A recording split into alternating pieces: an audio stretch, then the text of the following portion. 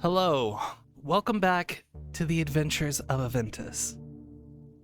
After leaving the Fireleaf estate, the party made a hasty journey across the plains to the Farcrest prison, where they had a brief talk with the warden Lilyhome and a longer conversation with the prison guard named Jock.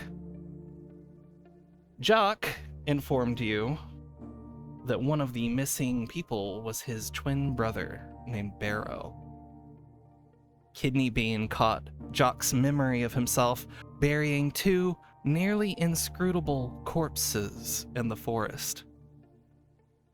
After a night of giggling bedlam for your lullaby, you were shown the path to the steel pits and told of how to find the path from there that the druids took to get to the location of the graves Jock had made. After another day of travel, you arrived at the steel pits. It is a cluster of wooden sheds, a slanted, dilapidated warehouse, and a mine shaft.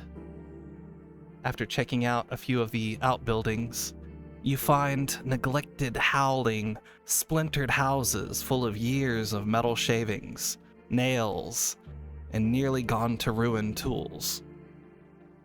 After locating the rough path leading towards the coast, the sunset warns of nightfall, and Weiser made an appearance to inform you of some of the history that lies behind the mysterious angel named Gordo. After a mind-melting combination of sentences, Weiser took mercy on you to retire for the time being. You decided it would be better to sleep on the grass. Now, you find yourselves lying silent in your bedding, eyes closed, mostly, mind awake. You find yourselves glancing up at the stormy-looking clouds that blot out pinpricks of stars, like shimmering periwinkle ink spilled across its endless black dome. Deep inside, there is something keeping you awake. I'm gonna need a perception check from everyone, please.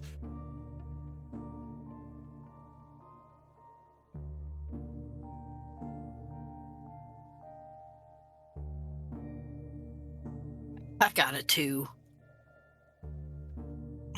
He must be distracted by his little mice. I got a dirty 20. I got a 9. I got a 10.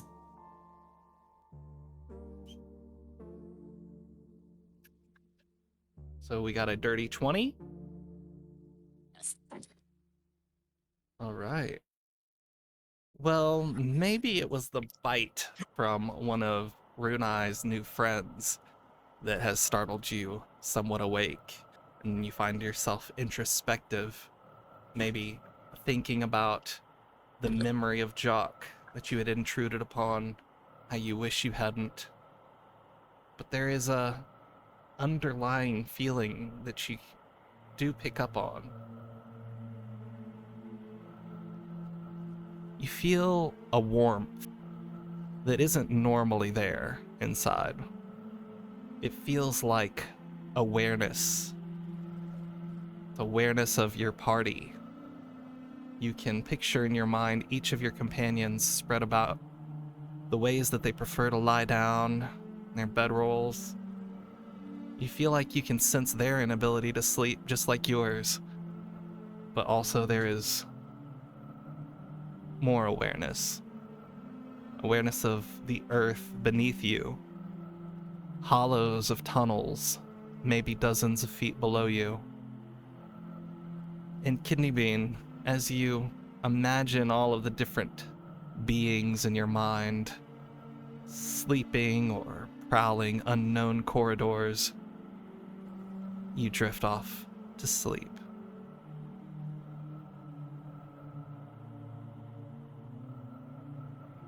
Everyone else, you do have a somewhat rough time sleeping and cannot find exactly why it may be that way. You're all going to start with 1 level of exhaustion for the next day. Okay. Oh, dang. Starting with 1 level of exhaustion. Great. As you awake... With Go ahead. no, it's okay. What were you going to say? I was gonna say, with the bad sleep, did you want me to do my vignette with how it started out? Because it starts out with bad sleep. Yeah, this will be a perfect time for it. Thank you for bringing it up. Do you want me to help read? Yeah, I wanted you to do the other part. All right. Glyph tongue. Okay, hold on. Let me bring it up. You sent it to my email, right? Mm-hmm. Make sure that I've got it prepared here.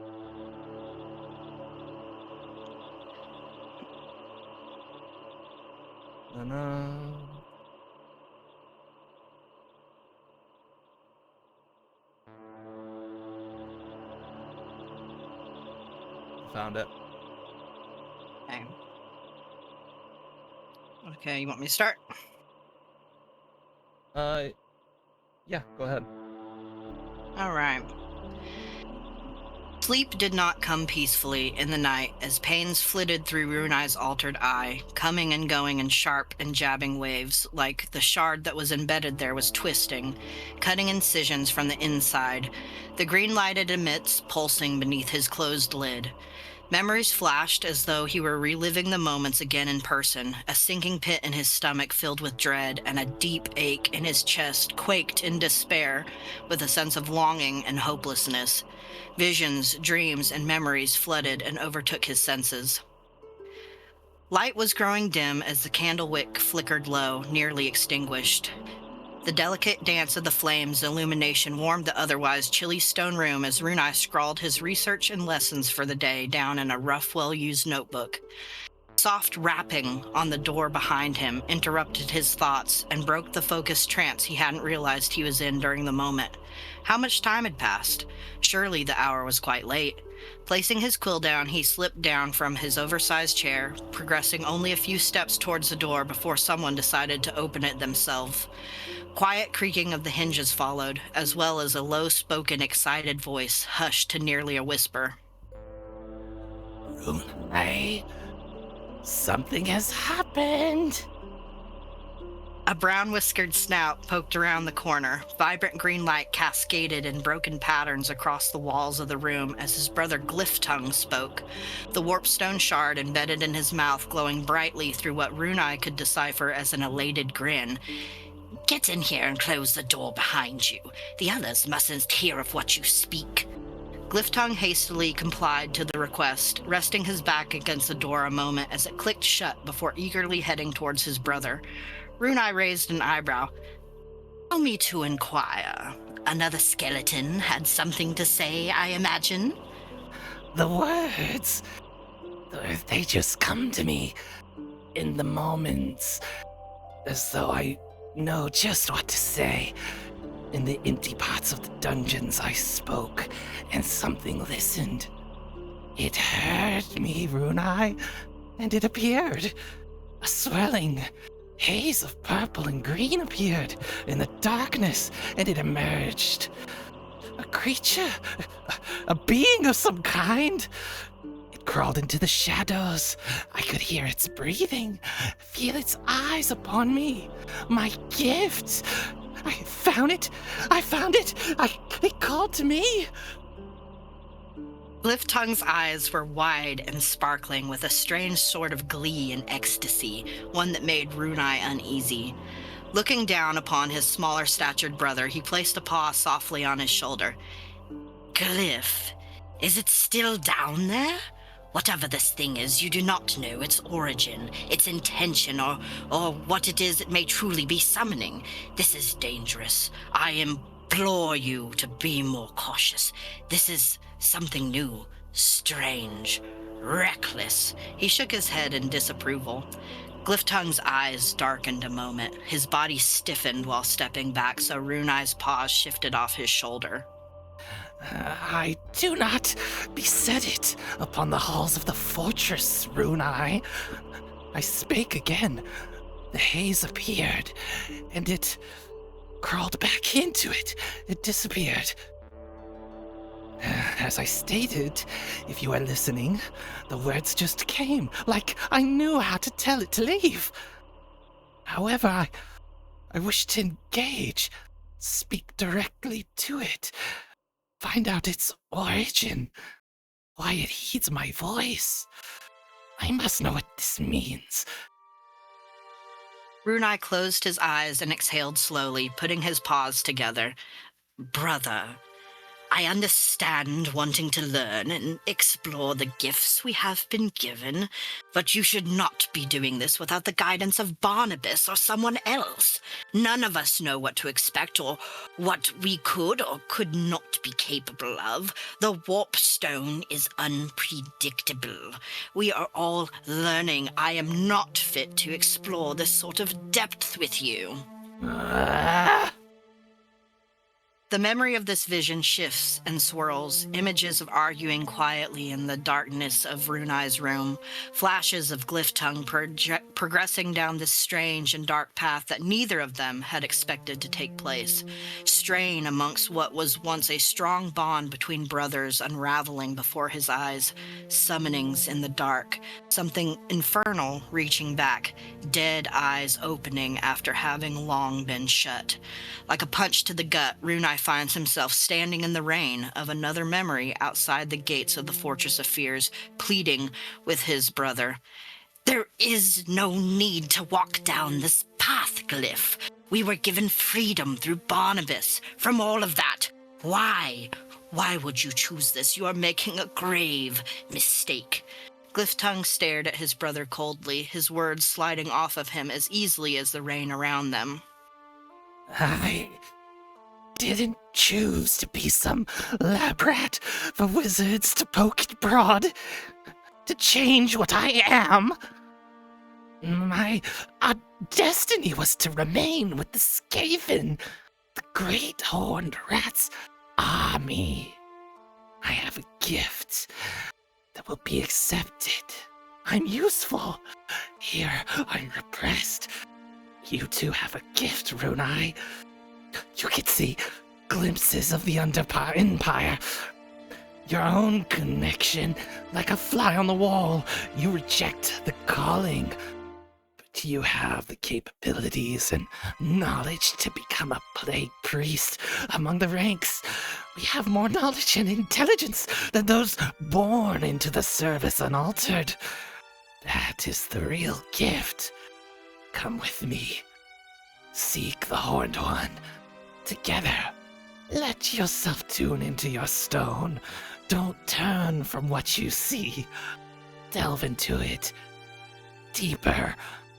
Your sight and my voice. You can guide us there. You know the way. I know you do if you'd look a little longer. The tunnels, warrens, chambers of plague machines, the city of pestilence. The great horned rat himself, you've seen him. Come with me, he'll accept us. We aren't just experiments to him. We were stolen from him, and he wants us to come back. Raising his sights to the sky, the rain fell down Runai's face, concealing the slow, steady tears that would have wet the fur on his cheeks.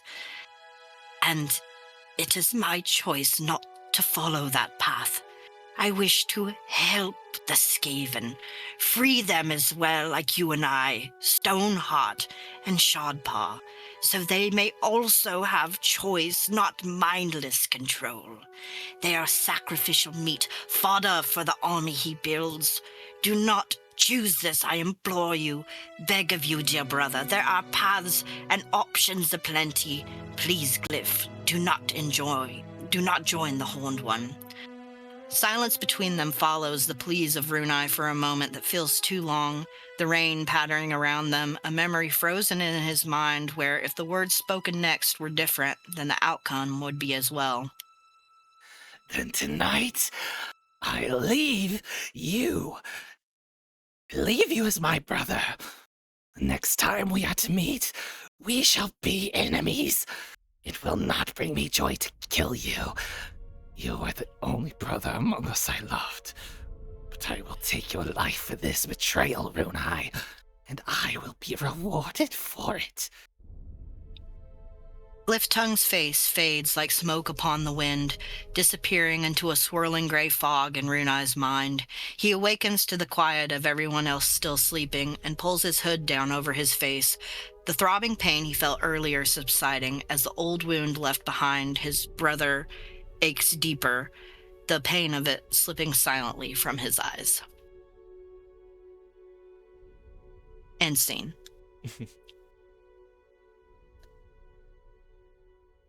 The sun rises. Many of you open your eyes from the fitful night of sleep, muscles aching, joints cracking. Describe what you do as the morning begins here in the northern section of the steel pits. Fuck you guys, I'm going back to sleep. I think Runai will probably just kind of rub his head and face for a moment and then shuffle around and pull out a little bit more of that fish jerky and just kind of start giving it to his little mice friends. They are very happy to receive such delectable gifts from their new friend, master. It's difficult to see how they see you right now, but they definitely see you as the daddy rat right now.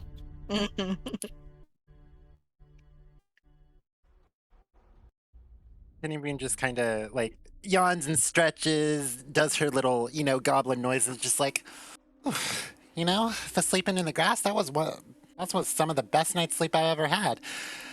Oh, you guys look like crap. Runai just groans. Such loud noises so early in the morning. Eos, as you awaken, you find that your hair is tangled in one of your wings. Can I have some help? Well, yeah. Let me help, Sugar. I don't know how it happened, but it did, and I guess this is my life now as an adventurer. It pinches and hurts. You take 1 point of non-lethal damage. Wow.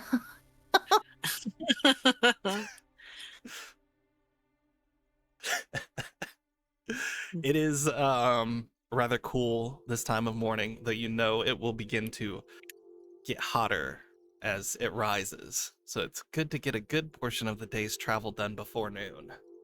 Hey guys, I'm voting we all go back to sleep. Today sounds like it's gonna be a fucking bad day. I think might actually. Sure, we're gonna be fine. Come on. Actually, I'm gonna vote we all go back to Crane. Fuck it. Eos, what were you saying? Crosses her arms. I think I might actually be in agreement for once. Because that hurt. It hurt a lot, just for the record. I'm sorry, I have fat goblin hands. It's okay. It's not entirely your fault. I mean, I'm the one who slept like I was fighting things, stuff and things. Oh, I matched that. Did none of y'all get it? Did all of y'all have trouble sleeping last night? Yeah, didn't you? You could say that. Yes, it felt like there was some great god in the sky punishing us for unknown reasons. Huh. Penny just kind of steps out a little bit away from the group as she kind of thinks to herself. So y'all didn't feel any sort of like warm feeling? Like you can like sense reality? Okay, I sound like I'm on drugs. I promise I'm not. No, that's what Rowan was telling me yesterday when I found him further. He talked about a warmth. That matches what he says. Did you check to see if you peed yourself? That warm growing feeling, that is usually what you feel when you pee yourself. It was in my heart and my brain cell, not my crotch. Ugh. Hey, whatever. Let's get this day on with, I guess. You know what? Fuck it. I need a drink. You guys begin your morning getting your supplies ready to eat. I know we don't talk about food and bathroom breaks very often. I don't think it's very necessary. We're not very much a number crunching sort of group, obviously, with vignettes and all that. But I imagine that you eat your ration for the day throughout the day, like in multiple sittings, maybe with different arrangements that you would heat it or cut it or whatever else have you. But it is going to be an interesting day. You guys find yourself looking through your belongings, finding what you might be able to stuff in your ears as you're about to travel up the Siren Coast with its kind of notorious reputation for having sirens call sailors and travelers alike into the depths of the onerous ocean to drown.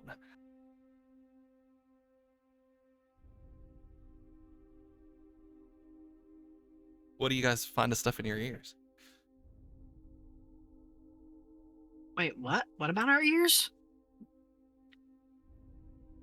Sirens, Siren Coast. Oh, yeah. I should just let you guys walk up the coast. I just let the beautiful fish ladies take me.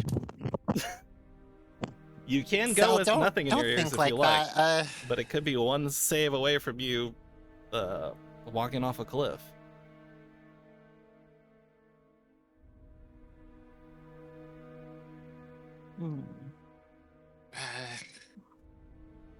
Anybody have extra cloth?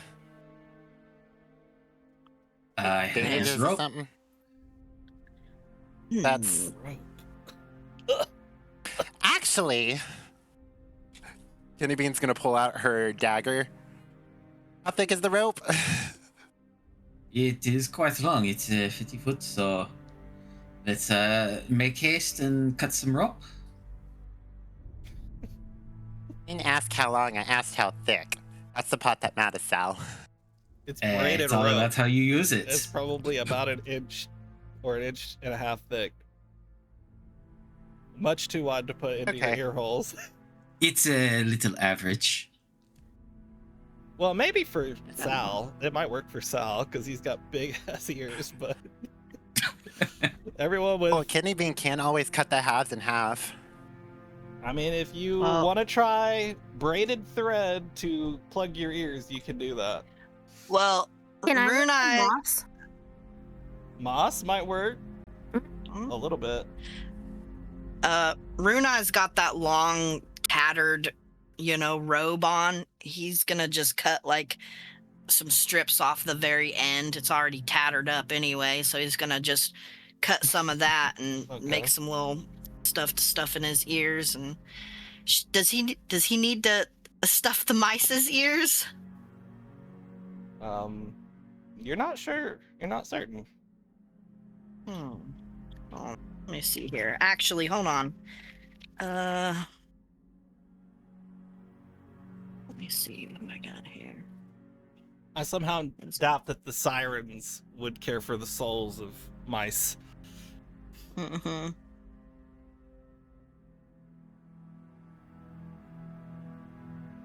Now, if there's a Pied Piper, on the other hand, you'd be in trouble.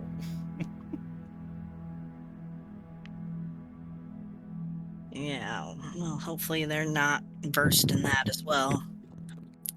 So we've got moss, we've got threaded threads of a rope that you're gonna cut apart and like stuff into your ears. That ought to work.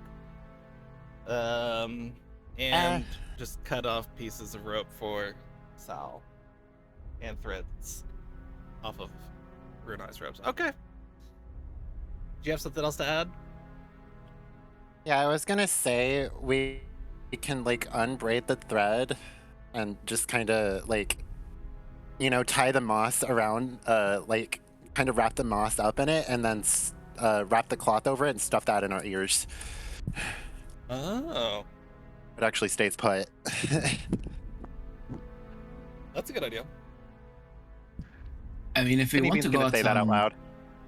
if we want to go on a limb, I have some cheese. And just stuff that in our ears. That would work very well. Don't ask me how I know this. What type of cheese? It is a cheese wheel. Oh, my mice might like that. That's Should gonna probably be, not. That's gonna melt.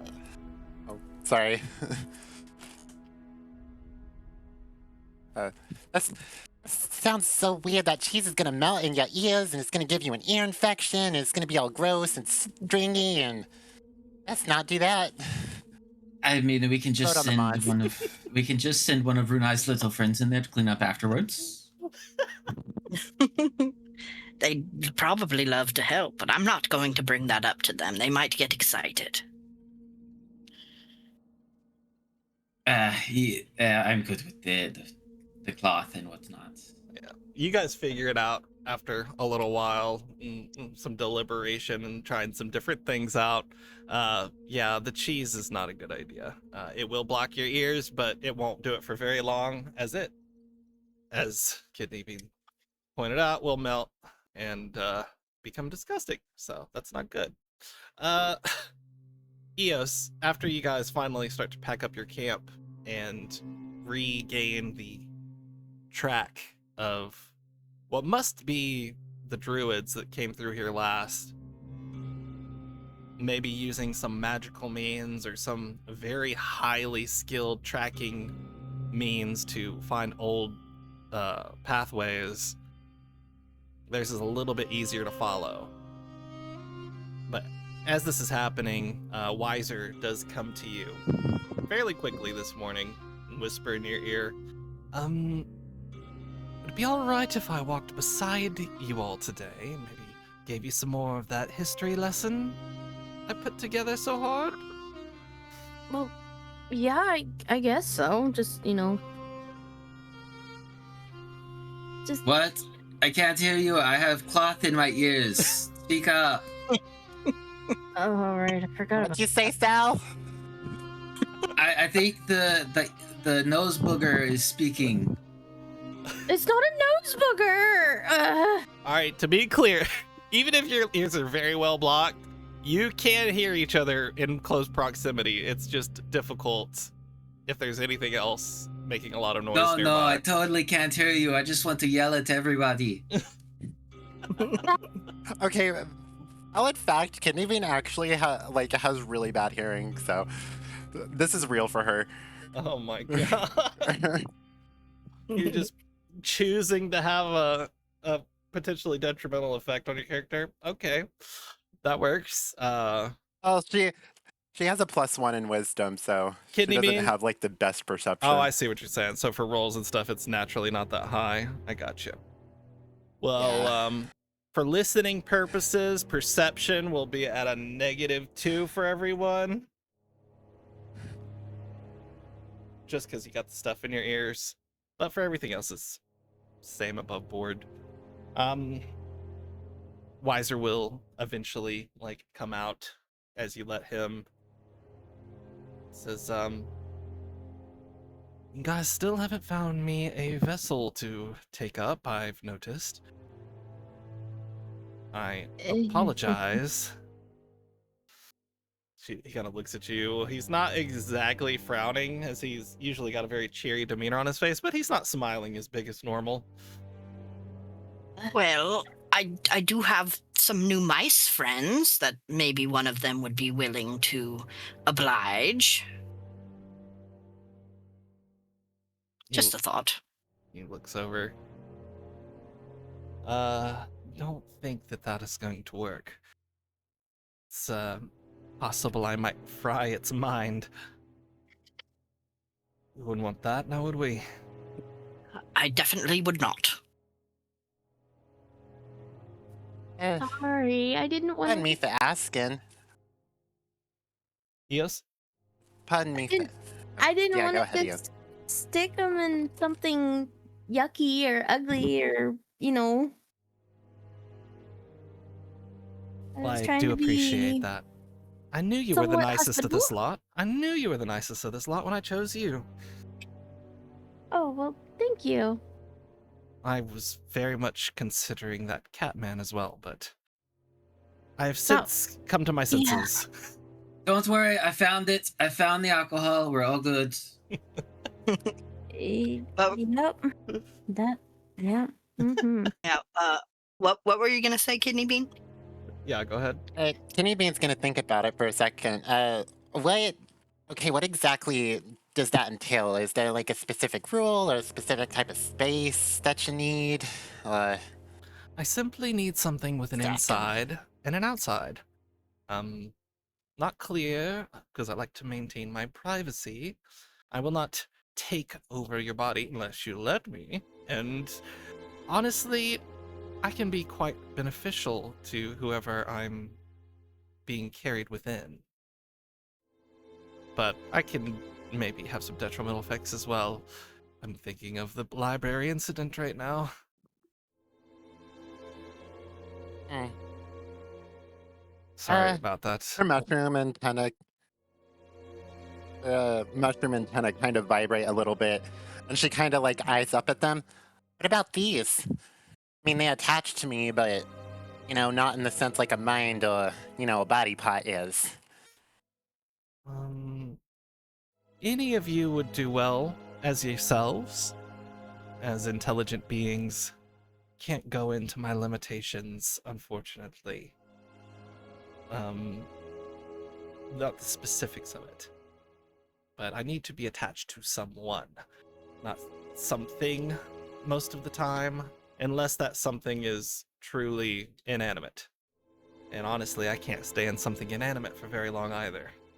But I didn't want to freak you guys out about that. Yos, if I am correct, you wanted to go up to the mage tower to find something like this anyway, wasn't it? That's the whole reason for this little trip.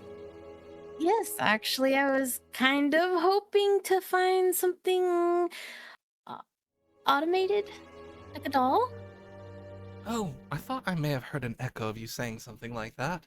I wasn't quite listening at the time. That's actually a good idea. They might have something very well I could stay in. Maybe perhaps an amulet or something of that nature in which you could wear so I can naturally draw upon your essences for my own purposes, but not interfere with you. It would be nice to not have you coming out of my head on occasion. Yes, it Well, would be I can nice for me too. confirm that there are many different options there at the Fortress of Fears. You're very, very highly likely to find something that suits your fancy, and you may even get your own choice in what that may be. I would not deem to put myself in a bright stone or a warp stone, as you put it, Runai. Unfortunately, if that's what you're speaking of.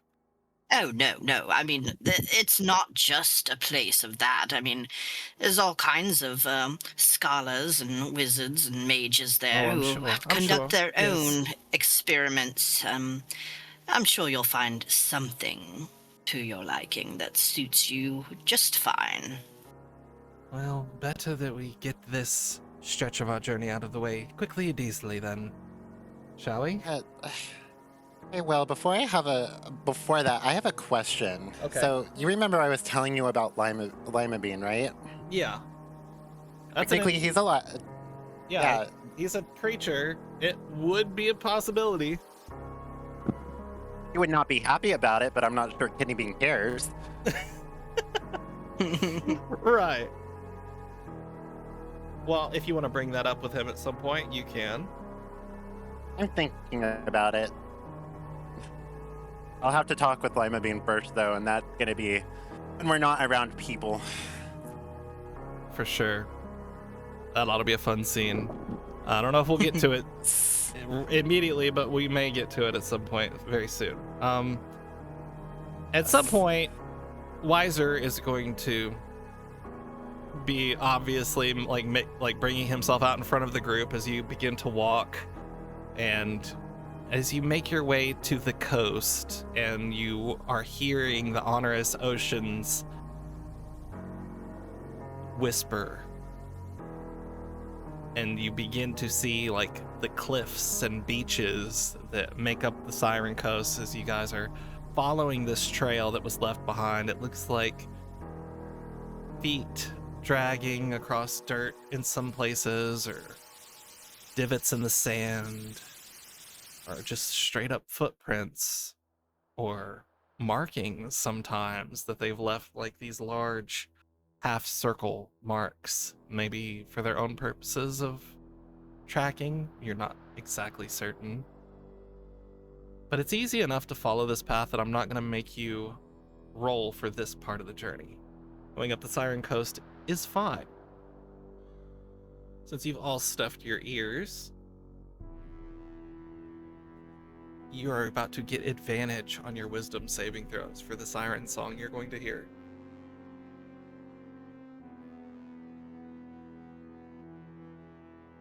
The DC is 10.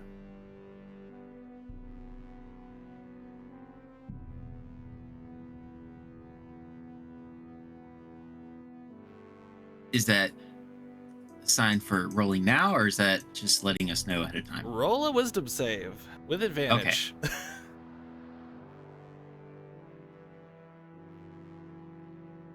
That's all of you.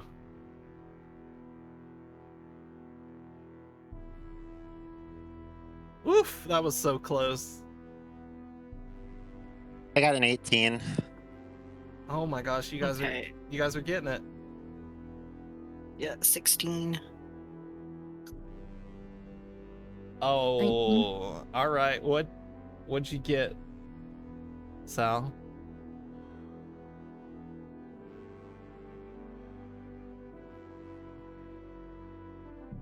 That is 13 plus 4. I'm good. 13 plus 4.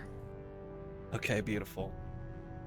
Well, you see that Weiser kind of gets distracted. You could obviously tell he's antsy and ready to begin some sort of speech, but he hears this kind of mournful song that sounds like it's being sung by a chorus of subterranean creatures off of the cliff lines here. And you all hear it, but it's muffled just enough to where you can't understand the words. You can tell it's coming from very far away, and it's not any louder than the hissing of the waters as they crash against the rocks below. But you still find yourself looking off and trying to maybe see a siren. Though dangerous it may be to do so, the allure of seeing a beautiful creature can't be shaken when you hear the song. But you don't feel any need to walk off to meet them. You guys think they sing like constantly, or is this just like, do they know we're here? There's no Maybe they real take song. turns. There's no real song being sung. I don't really care. I'm already a beautiful creature. Very much a sight to look upon, yes. Weiser says, I believe it's some sort of psychic emanation.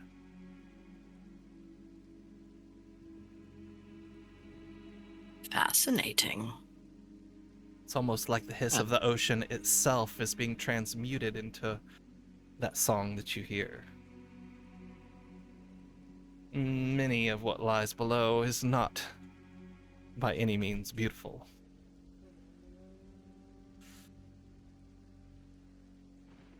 But I have something else to speak of. If you have all had a good night's rest and are willing to hear the rest of the history. Remember where we left off? Vaguely.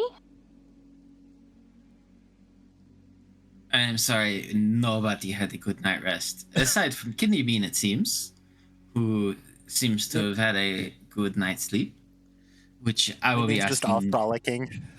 I will be asking how she got that later, Frolicking. and if she will give me some of those drugs. dangerously close to the edge of a cliff that drops like 180 feet. He's away from the edge. He's on the opposite side of Sal. If Hey, anybody's gonna Will. fall, it's him. Go ahead. Well, it says the music is muted. Why you do that? Mhm.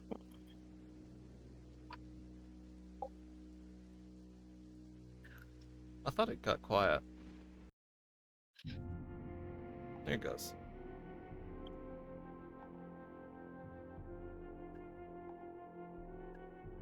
All right. Says last place we left off was him talking to Saloon, first goddess.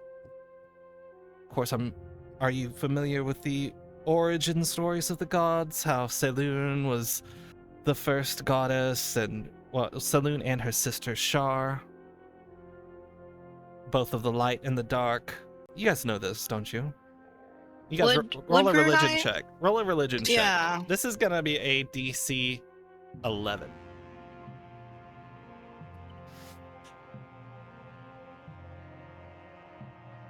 I got an 11. Beautiful. Well, at least Runai knows. I got a 7. 7. Okay, you have not gone to church, have not listened to anybody talk about it at any point, and do not know what the hell he's talking about. It's Kidney Bean. What? At one point, when you want to go to church. Io said so. What'd you guys get? Oh, we're doing it too? Yeah. I got a 12. Okay.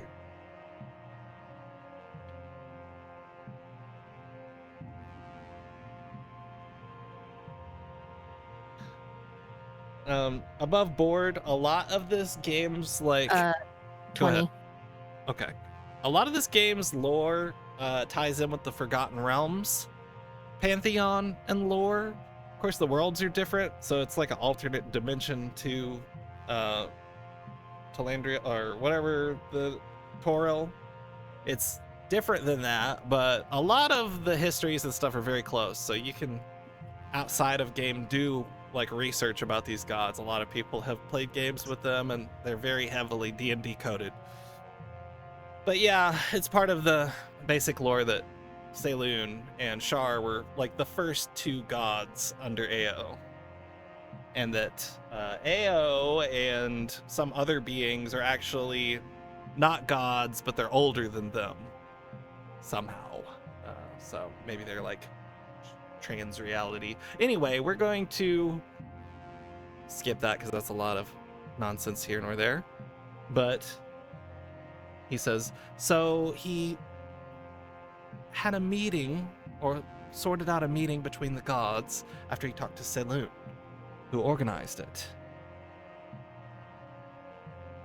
And as I had said before, you know, they have a lot more in common with us mortals than they do Ao, as they sense our emotions and fears in a very human way. They maybe have come to a point where they saw better of their turning the other cheek towards the happenings on the world, as the world was not in a good place back then. But I digress.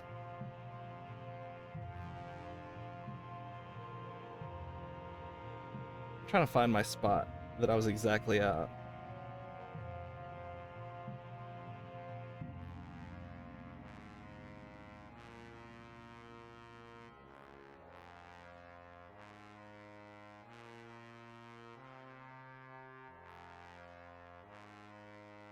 Okay, here we go.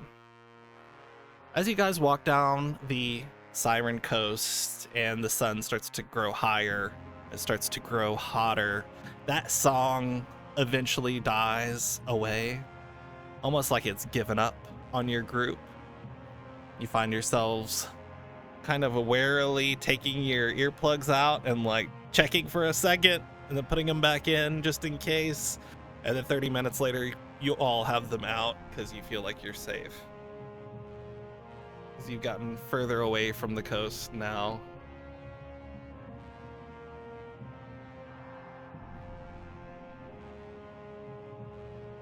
Feel free to interject something before I begin this. I think I'm good. How are my mice doing? They are rather rambunctious right now. As you can see, Kidney Bean has been this morning as well. Mm-hmm.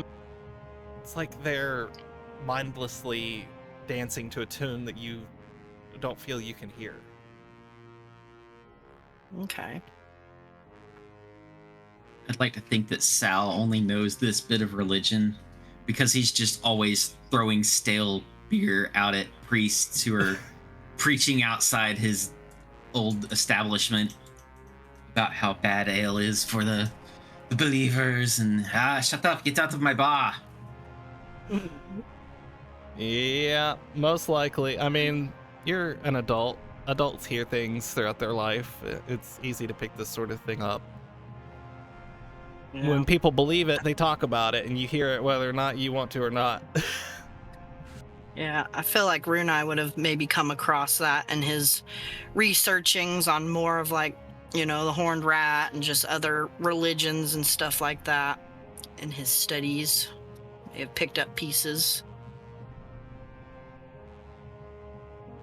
So Weiser picks up where he left off. He said, they created the pedestal trials, a way for the truly devout to prove their worth, while tithing gold simultaneously. They would empower the humans, halflings, dwarves, gnomes, and other races of the world to try and combat both the Averum and their horrible warforged abominations. The plans were created, and eventually Ao was informed of the plans. Ao was at first against it, but became convinced after gaining some concessions.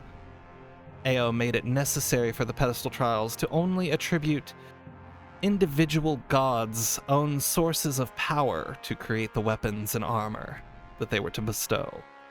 Also, Ao insisted that evil gods not be barred from empowering worshippers of themselves as well as the good gods. This was to quote, ensure a fair balance in not only the wars of mortals, but between thyselves.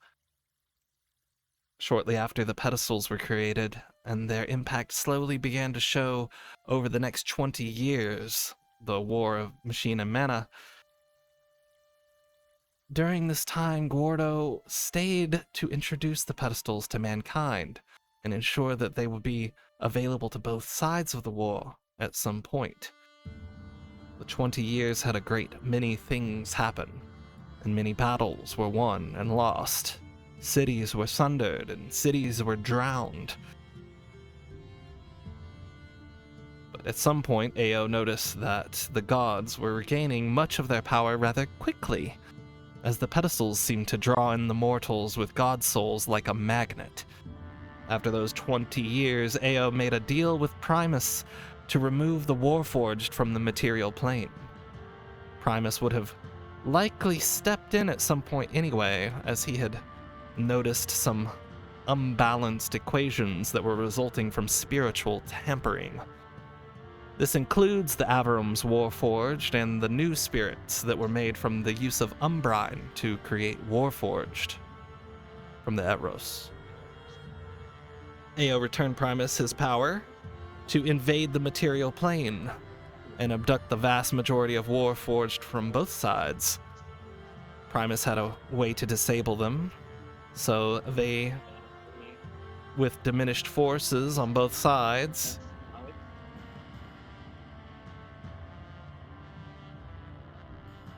I can hear myself. Someone is echoing. It's kind of shaking me off here. Hold on a second. I'm not hearing any echo. Okay, good. Don't either. Not here. So with diminished forces of both sides being the primary reason for the Warforged creation, the retrieval was rather simple. It only took a few short days of campaigning, and the Warforged were no more. Those that left behind finished the war within a year. The Averum tore into 3 factions, and their dominion over the civilized world was ended. And this is the important part. I wanted that story to come to an end, so you know how that war ended. Basically, AO got the god of math and numbers to come down and pick up all the Warforged in their spaceships. Pretty insane, right? I That really is don't a like lot to math. take in. It's fascinating, truly. Bit of a head scratcher, though.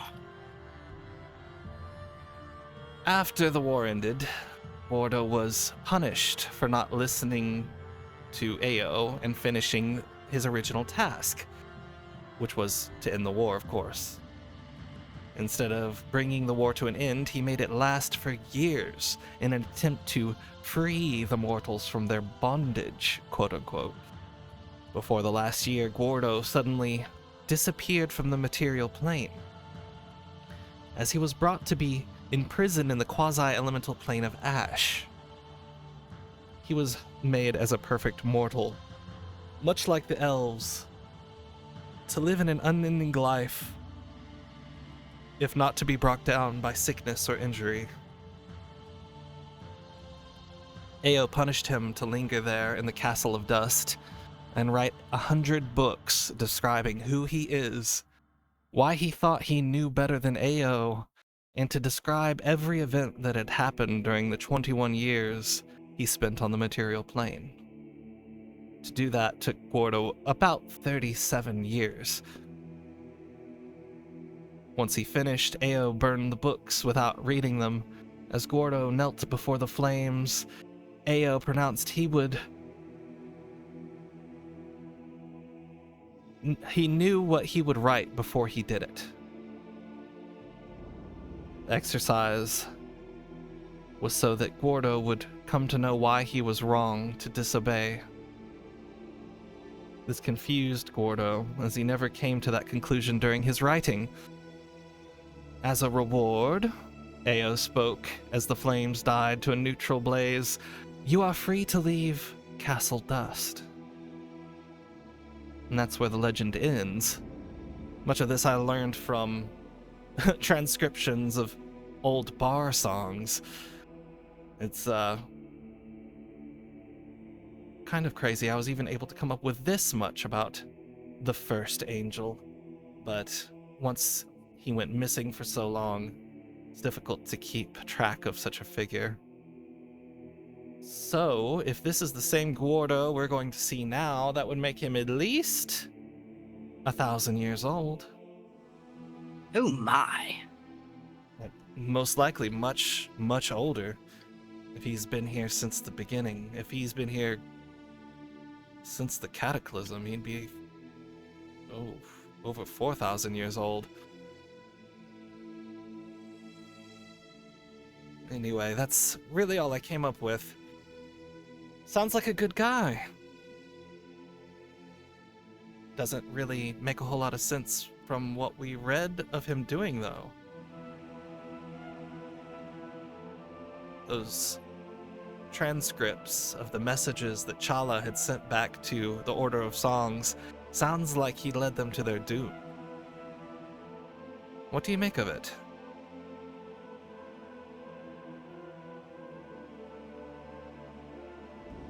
It sounds just like somebody who's been corrupted and now just waste space to me.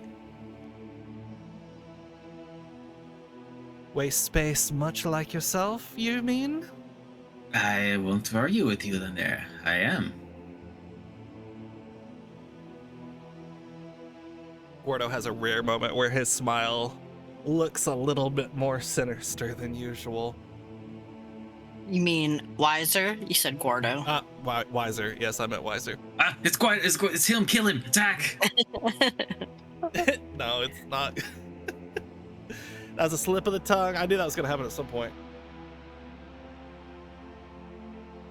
Continue. Well, It could just be a coincidental name. We don't know if this is him or not. I mean, is this name uncommon? I mean, it just seems unlikely that a being that old might be involved with this, but I'm not eliminating possibilities here, but I say we don't put all of our eggs in one singular basket, so to speak.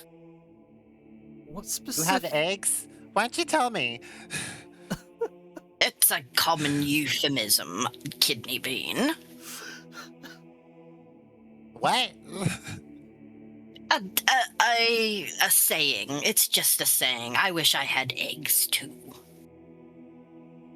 Eh, Perhaps you are right. don't get my hopes Runar. up like that. Maybe it's just a coincidence. It's just another old person with the same name. If that's the case, I truly apologize for running all of this by you. I appreciate your time. I think this is the longest we've spent with each other yet. You guys realize you have been walking with him for hours on end. Him not actually walking, but floating nearby Eos. Oh, well, I mean, even if it's not quite where it should be, it's still something. Maybe we can work with it later-ish. I'm gonna need another Constitution saving throw from everybody.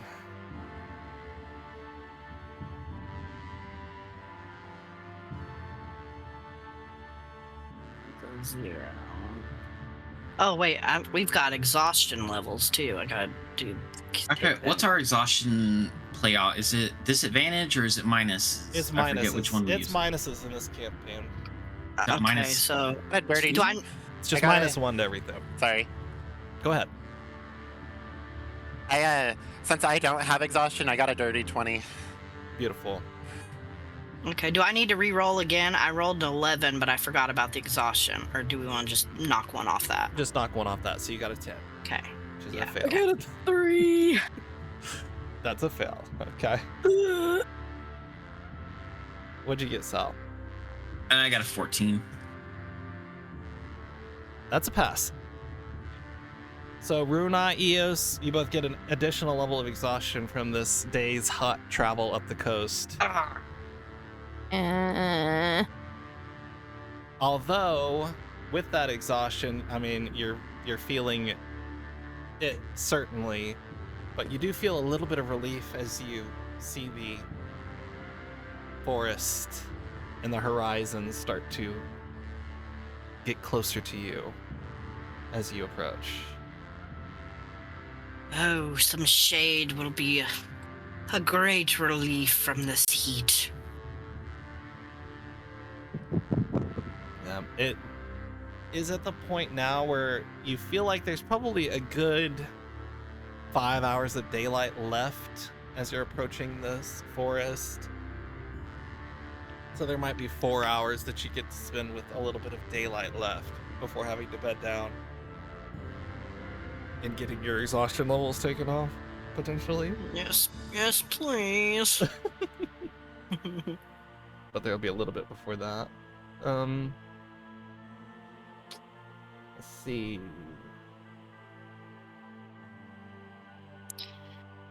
As we're walking through the forest and stuff, I think Runai might be a little more, like, just on the lookout. I don't know if that'd be the right term, but just keeping an eye out for, like, berries and stuff like that, since he's got the little mice, and just, like, picking little treats along the way, more so than he would for himself normally. Okay.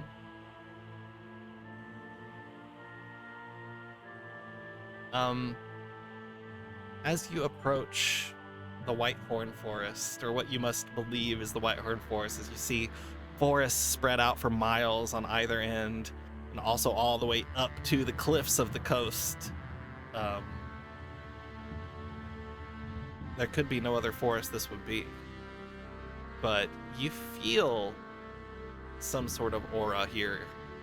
All of you sense what Kidney Bean has been sensing since last night. A feeling of warmth and connection and strange awareness of the creatures around you.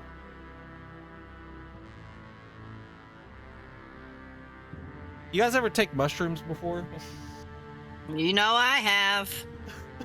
Not it. No, not here. Oh, It's just twice. Just Twice? okay. Well, if one were to speculate, I would imagine that your characters are feeling that strange oneness with the universe, as if you always were and always will be, and are connected to everything, and everything is connected to you. All right, I know that feeling. Nate Bean feels this like feeling daily, so That uncomfortable awareness of not only your insignificance, but ultimate presence in the world is a little bit concerning. I won't say that you're high, but there are definitely some things going on in your mind that make you feel like you're under the influence of something. I think I'll mention that to my little mice friends. What do you say? Particularly to Rowan, because he's the one who brought it up to me. He'll just kind of like tap his shoulder. Well, where are they on him? Are they in his satchel or just like crawling on his shoulders and stuff? Probably on your arms and your shoulders and in a pocket every once in a while. Sometimes you pick them up and just pet them and hold them. Okay. He'll like scoop up Rowan and be like, I believe I'm feeling what you were describing last night about the warm. I'm feeling feelings that I was not feeling earlier. And it's strange. It matches what you were describing, my friend. You can feel it too. I feel it now. Yes, it took me a while longer than where we were, but I feel it.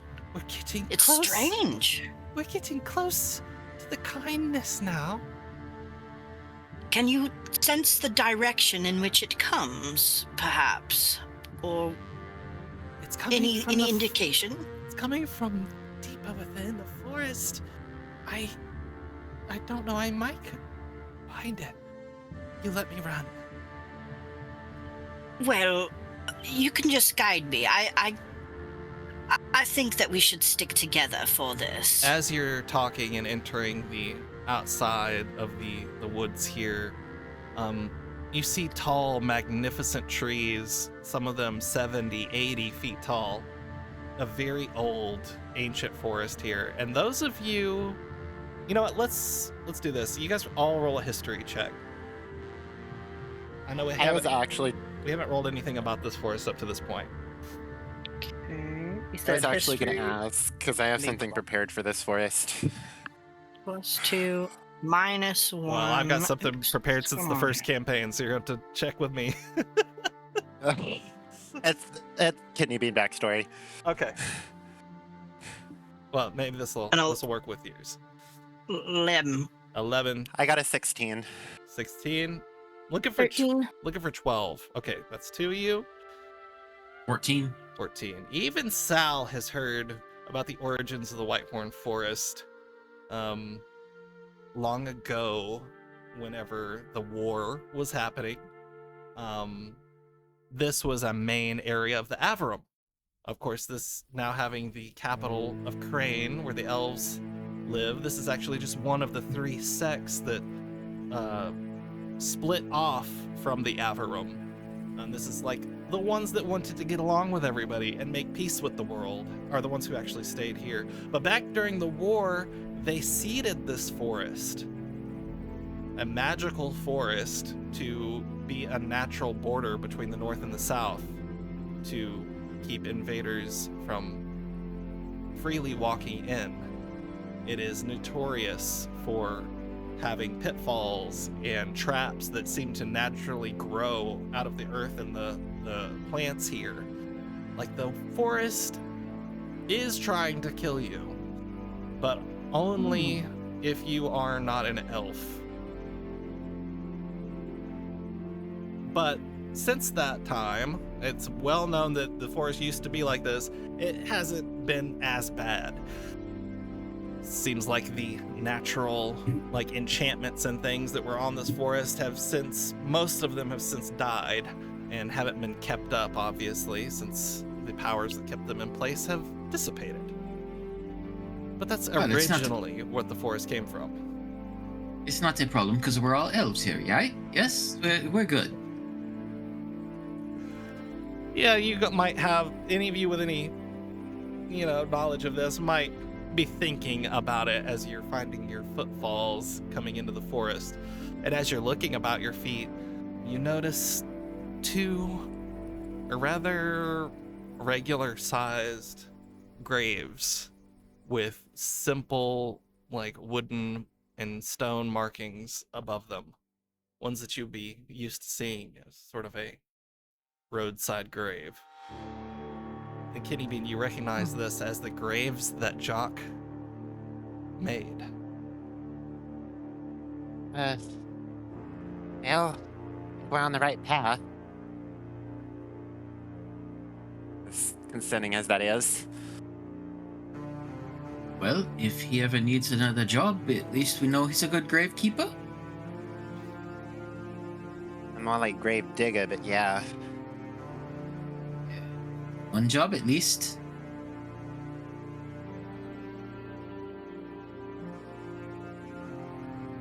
Should we look around? Or, I don't know, do something? Probably not a bad idea. If this is where he found them and buried them, then that means an incident must have occurred here. Yeah. So there are two different possibilities for this, but I want you to, as a group, choose which one you're going to pick. It's going to be either a survival check or a investigation check, and it is going to be average rules. I got a plus I'm gonna 2 do in survival. I got a plus 2 in investigation and a 1 in survival, but I've got my exhaustion levels too. Yeah. So you're bringing better. -1. Okay. I'm better on survival with currently a +3 Okay. and a +2 in investigation.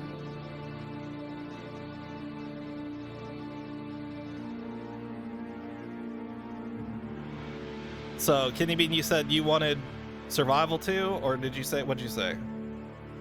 I'll do whatever, but I just know I have a +1 in survival and a 0 in intelligence. So Eos has a very high survival. So everybody roll survival and let me know what you get. Include your exhaustion if you have any. So that would just be a straight 1d20 then for me. eh, Since it would I got a take- 5. Wait, no, I've got 2 levels of exhaustion, so I've got to do a -1. So you got 5, Kidney Bean? Come on, that's not what we're doing Yes. here. It's okay. I got a 4. No, that's even worse. All right, Yeah. Eos, Yeah, I was. Sal, Eos is not doing good. what did you get? 7. 7. Come on, guys. Am I really the only one with a 16 here? You rolled just as much as all 3 of them did together. You know what? In this particular instance, since there's such a wide disparity, I will say that Sal passed the check, and none of the rest of you did. No, guys. It's this way. This. Oh, we're gonna go as a group. Okay. Oh, sorry. You- Sorry, I was listening to my mice. Kidney Beans just kind of Asian squat over the graves, just kind of, having an existential crisis.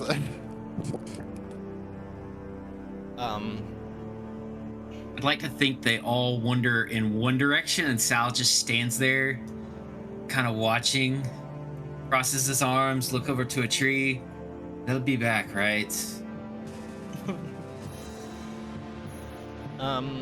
Sal, you feel like Well, two different things. One, you see a clear path that has recently been walked through,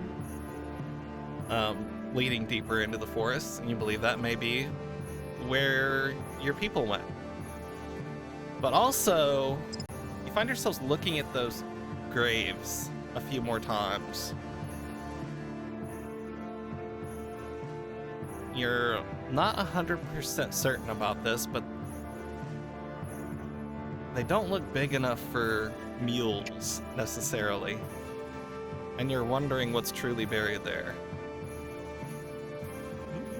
Is that just Sal wondering that, or all of us? Just Sal. I think while they're all lost in their own little searching, Sal is just gonna go over and just start his quarterstaff. He's just gonna start working it down into the dirt and seeing just how far down it will go. This dirt has been settling for months, so it is packed in. You cannot get the staff in very far, but as you're now over the grave and you've got your staff dug into it, that feeling of connected awareness spreads down into the grave. I want you to roll a perception check. I don't like the feel of this. Would I be able to roll one too, since I'm like standing right over the grave, or like sitting over the graves? Sure, I'll allow it. Okay.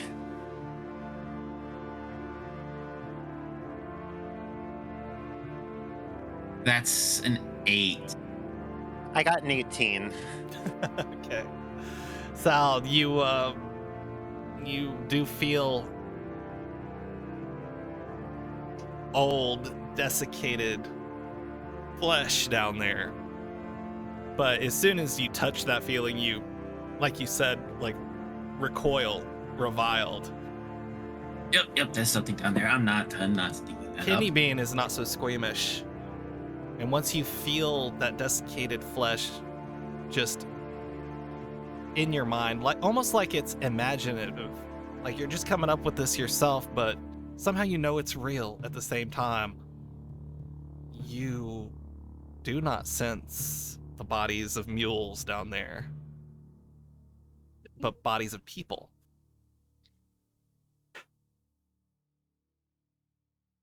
Kidney Bean like immediately just like gasps and just starts like furiously digging.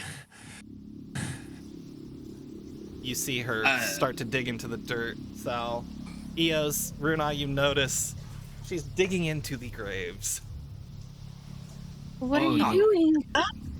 You're really going for it, huh? Kidney Bean does not hear you. She does not even acknowledge the three of y'all. She looks like she is in a sort of trance at this point, like just trying to get sight of this feeling that she is picturing in her head. What on earth is happening? I'm looking between Eos and Kidney Bean and being like, I'll help her. And I just get down and I guess I start helping too, being very squeamish about it. That's good, because it seems that Jock buried these graves quite deeply. And as you get about 5, 6, 7 feet down into the earth, you come across very mud-caked and desiccated bones. Some flesh still remaining attached to them. You guys want to examine them? I'm gonna need medicine checks. Oh, Yes. that's definitely a bone. That's a bone. I'll Try. I'll check. Okay. So that would just be a +1 to take the 2 off. I got a 6 because Kidney Bean is now in shock. Okay. 13. 11. 13. Okay. 13, I'll say, is enough for you to recognize that there's definitely some humanoid bones here. There's like half of the backside of a rib cage attached to a spinal column and flesh on it. As those memories come back to you, Kitty Bean, as you're looking at this, you realize that this is not what Jock convinced himself that he saw, but this is pretty close. Extremely eviscerated bodies, missing heads, limbs, most of the part of the torso. Almost unrecognizable except for minute details of the bone structure. Do the structure and Runai possibly tell if they were, I'm not quite done.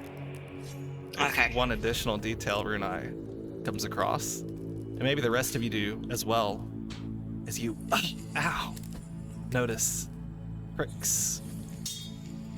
What is pricking you from the bones of this grave? It's like bone spurs. But as you look closer, it's almost like thorns formed in lines out of the bones.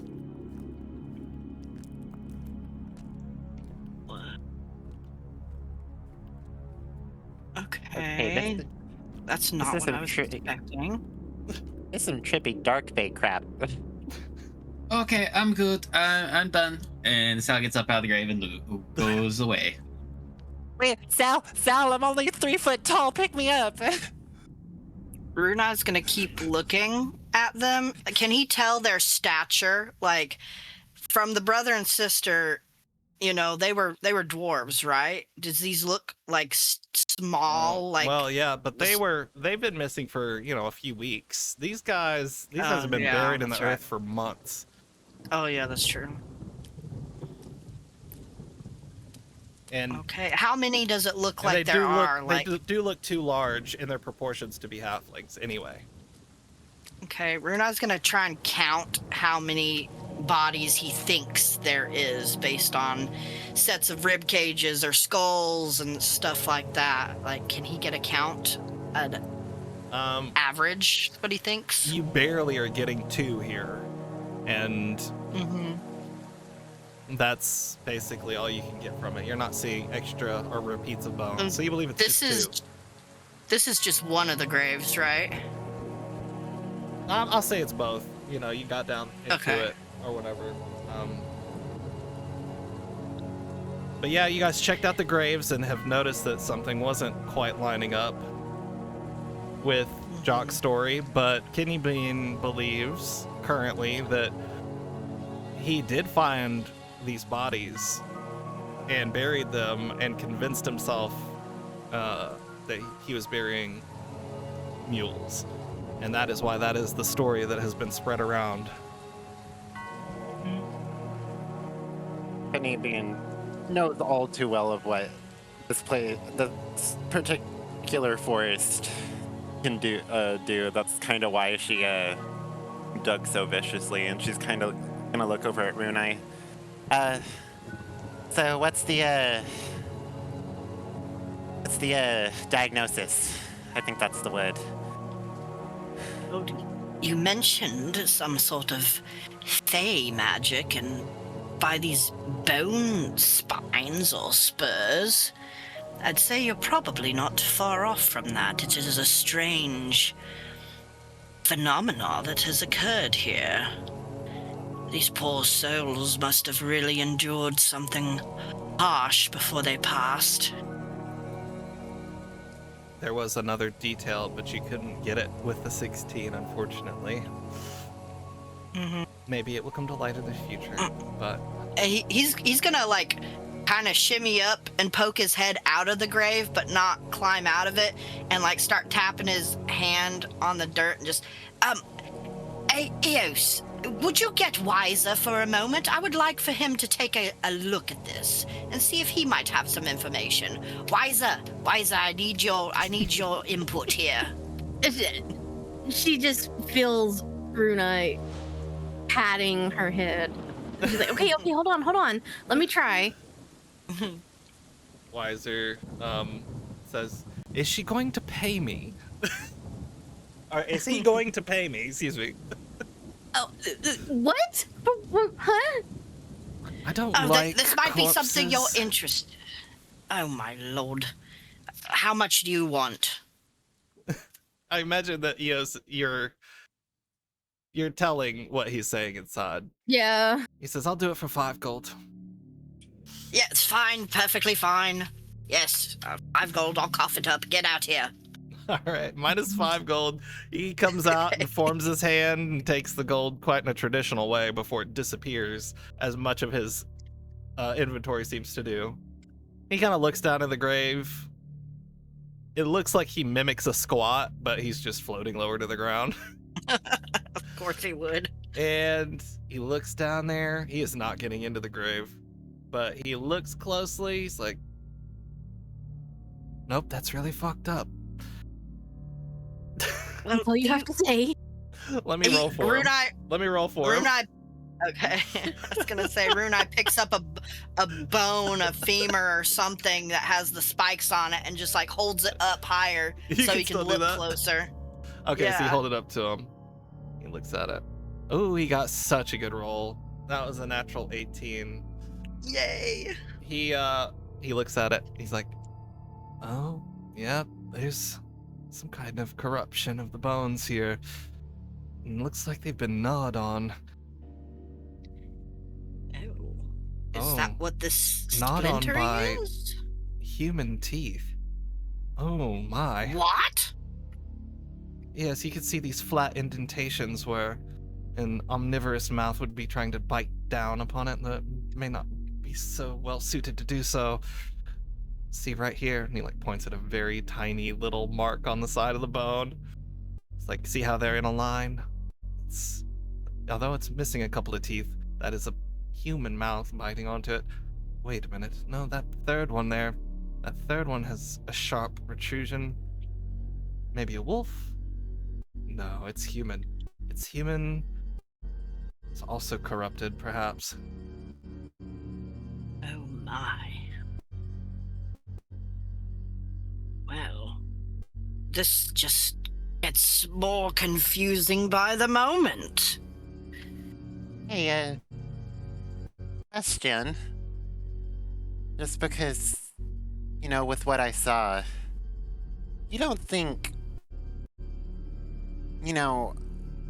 trauma, these woods do really terrible things to the mind. At least they can. You don't think Jock might have... Gone fucking crazy and eaten somebody? Yes. Okay, I wasn't gonna put it that bluntly, but yeah, Sal gets the picture. You're welcome. Well, I wouldn't, At this point, I wouldn't go quite that far, says Wiser. He says, oh, I will gladly. there was at least 8 people that had went missing. That's what we have on the records, what they've said, and everyone else. I don't believe Jock's to blame for all of the missing people. Well, and he No. did come looking for them, so they were missing prior. Oh, Hope whatever chewed these bones isn't still out here. Lurking. Yeah, at this If point, I know what they're going to be. If At that this was point- 8 body. Oh, sorry. Go ahead. I just say Sal's not in the grave. He's like out just watching the road at this point.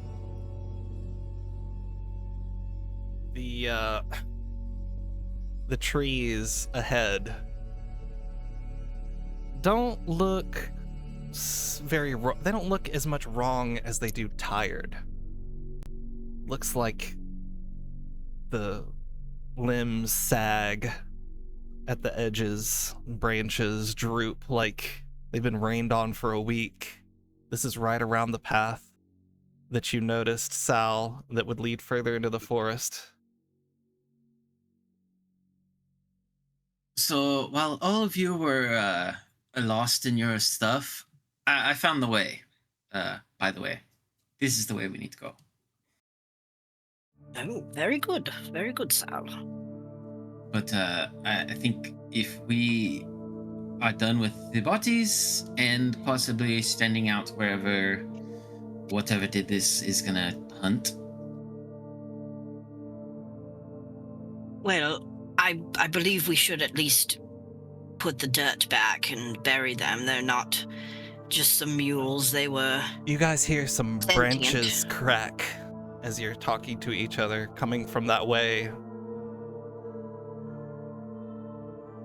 You Guinea bean's all gonna look crawl out of towards the it. grave now. Oh God, is it bone eaters or peepers?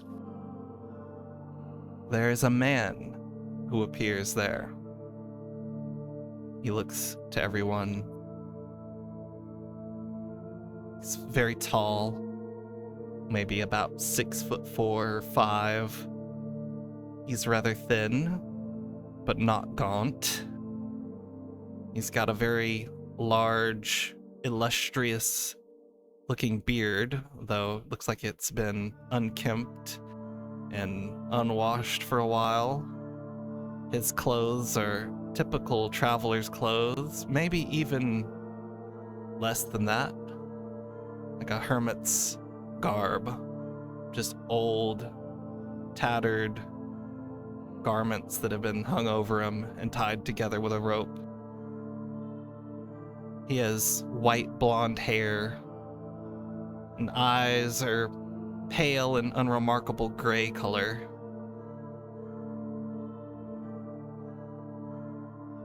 He looks towards the party, and he smiles. It's a good smile. It's practiced, refined. It's not insincere, but it looks like a man who's smiled at 100 travelers and still means it every time. He says, "You'll be the ones looking for the fire leaves then." And you will be? So we have time for that. I'm glad you're here, truly. Come, walk with me for a moment. Oh, whoa. Hold up, my friend. You can't just walk out of the forest, give us a beautiful smile like that, and expect us to follow you. That's how people get killed. I just don't want you to go with no guidance. The forest's easier to bear with a little context, and I have some. He falls closer to you. He kind of walks up a little bit unhurried, slowly. He's just like, got his hands out so you can see his palms. He says, "My name is Gordo. Very nice to make your acquaintances. What are your names?" What was that? Ordo? Gordo. You guys? Rune Eye's like still down in the grave and is like starting to scramble out now at this point of hearing his name. Wait, what? Wiser! Wiser! I believe our friend has found us. Is Wiser still Guinea out? bean immediately gets in front of Sal and is like, Wiser's not still out. Okay, he's gonna start calling for Wiser again. Wiser! Wiser! You're just shaking quick! ears. Yes, Wiser! Wiser, this is our most important. Please come out right now. I'll give you another 5 gold. I don't Wiser? care. Just hurry. But this is up your alley. You probably won't even want it. Wiser, come out, I right now, don't- right I now. don't- No, I don't no, no, want- no, no, no. I don't want him to see me. I don't want him to see me. You just hear that echoing in your head. Okay, Sal's gonna step in front of everybody, at least. Okay, so you know that your name has come up a few times, my friend. Really? That's surprising. It's not much Yeah, to you- speak of me nowadays. You are an author, I hear. Nowadays. And your name was written in the prison log book. It was not. I thought you said it was. No. I swear you said it was. I'm gonna go back and re-listen. I swear you said it. Maybe I did, but I might have been mistaken with that. Another slip of the tongue, then. Perhaps. Okay, then He's- scratch that from my memory. I'm confused. This warm and now dead bodies and bone eaters. I can't remember. It's okay, Runai. It's not the people. It's not the people. Not a bone eater either. So okay. I'm calm. I swear. He's got a calm smile on his face. He looks at Sai and says, I used to be someone around these parts, that's for certain. How old are you? Really? Quite old, I would say. Oh my goodness, that's not the answer I was thinking. We were trying to figure something out here. And if you want us to trust you or follow you or whatever, then I believe we deserve answers instead of following a stranger.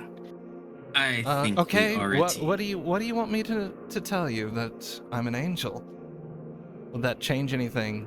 Because I'm not an angel. Not Yeah, anymore. Runai, I think we already know what we know. And I think at this point we just need to figure out if this happens here or if this happens wherever he leads us. Hmm, Oh, wait a I minute. don't He was at care. Farcrest. Damn it. Alright, I'm getting myself mixed up. It's been a day or week. I think that means that Runai Um, needs his exhaustion removed because DM made a mistake.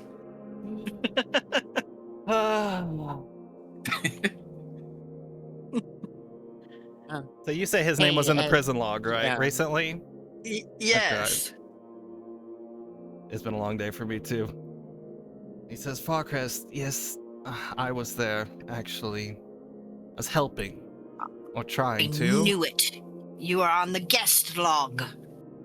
There was an incident. Some of them didn't make it. I buried what I could. He kind of nods towards the graves. Wait, so you buried them? Yes. Then And the Then rest... Jock lied to us. And the rest I lost track of, if I'm honest. Is there another set of graves here then, somewhere? We were told there was some graves of mules by our guide from the prison, Jock. We believed these to be his, but if you buried them, then who did Jock bury? Or what? Can I make an did- insight check? Make an insight check. Kidney Bean doesn't like this guy at all. Who buried them? This is Dirty doing 20. my head in. Dirty Man, you've had a lot of 20. dirty 20s today. That's really good. Yeah. It's really, really good. He seems like he's being honest. He seems like he can tell that you're all worried and he understands why you're worried. This is a scary place. He hasn't had a whole lot of opportunities to explain himself. Maybe you should listen to him some more. Runai, quick question. You are very good with remembering a lot of these things, it seems. Who was the first person that mentioned his name? Believe it was Dindari? It was Inch'Allah's transcripts from what she was sending back to the Order of Songs at each bell. You know, her 2 messages a day, 25 words each. And one of them said that they found an old one, Gordo, to help guide them through, to find the Pool of Tears. Okay, so that's what... And then Sindari's the one who read that to us, right? Well, yeah, I mean, Eos read it, but yeah, I mean, she's gonna give it to but you. it was from... Yeah. Yes. So yes, it was... Sindari gave that to Eos, and it was read there, and then Weiser had compiled together his information, and then he was in the prison log, and oh my, this is all coming together. I wish I would have paid more attention to what Weiser said now. Now that I got all my notes up in front of me, you guys feel free to ask him questions about like his connections or his motivations and things if you want to talk to him further. Yes. He's not walking off. He's definitely standing there. He kind of looks at Sal. Oh my goodness, that coat is a masterpiece. It's beautiful.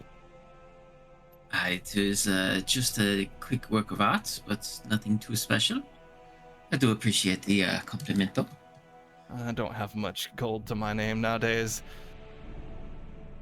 Just wear what I can find for the most part. Well, what travelers may give to me as gift. I kind of live around this forest right now. It's definitely something strange going on around here. I'll say. Well, if things work out and you do not kill us, then I'm sure I have an old set that you could take off of me. I would not kill you, friend. We're all just travelers on the same road.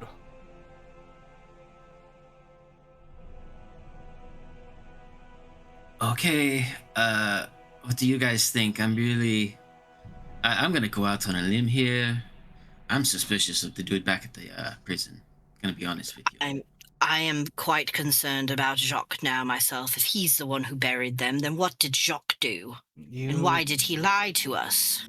You both keep speaking of Jock. I'm not certain who you... Oh, I remember Jock, yes. But I know... I've talked to Lilyhorn before. We did business once. Yes, his worker Jacques had told us he had buried 2 graves here of desiccated mules, and the strange warmth here that we're feeling has been kind of confuddling the mind and senses a bit, so I apologize if we are relaying things in a strange manner. It's we're all quite tired and trying to figure this out. Oh, perhaps he did help me bury them.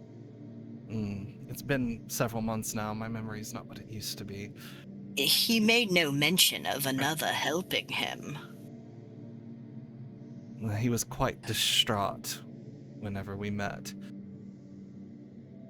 As you might have learned, I believe one of his family members was one of the people that went missing.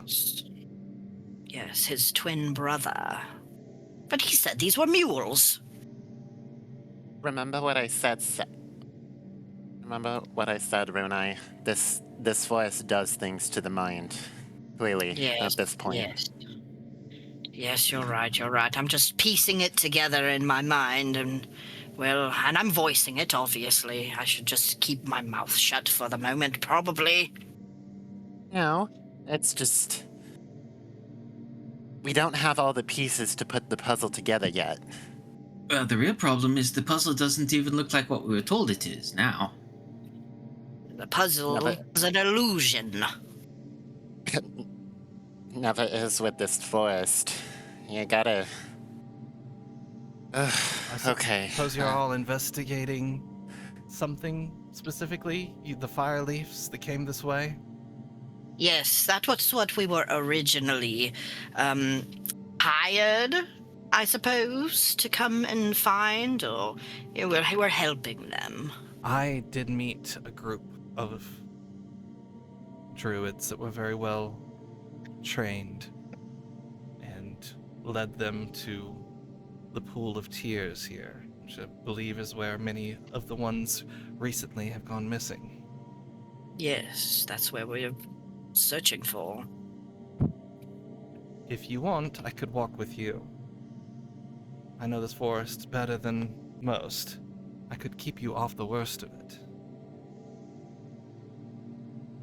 I think first I want to ask one thing. I think Runai and Eos will back me up when I ask this. What do you know about the one who lies between? Roll a perception check, Sal.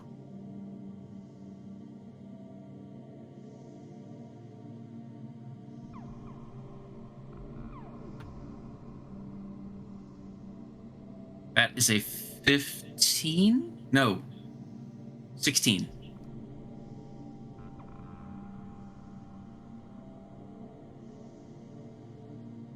Right, because we still have 1 point. Okay, yeah. +6 minus the 1, so yeah, 16. He responds, rather simply and quickly. He says, "Oh, yes, I know of him. He's a good friend of mine." And there is a flicker of purple light behind his pupils. Oh, I know. Fuck this. Can I? Oh dear, this does not bode well. I knew there was something off. Right? We'll fill you in, I promise, Kidney Bean, but do not, this is not a good thing, I promise. He's like Yeah. whispering that in Goblin to her. You guys just immediately start murmuring to each other, like behind your hands. I'm so confused, but okay. Okay. Okay. Question. So, you were here when these people, were buried. Obviously, you helped them. You live in these forests. Wait, who ate them? Not what. Who?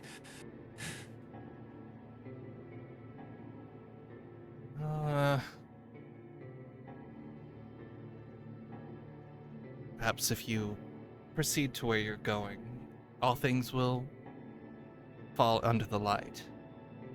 If you don't want me to escort you further in, of course I understand. And best of luck to you. I'm sure our paths will cross again before the day's done. Can I try one intimidation check? See if I can get him to actually do what I want. What do you say? Say, look, I don't know if it's just because you're old or you have rocks in your ear. I didn't stutter.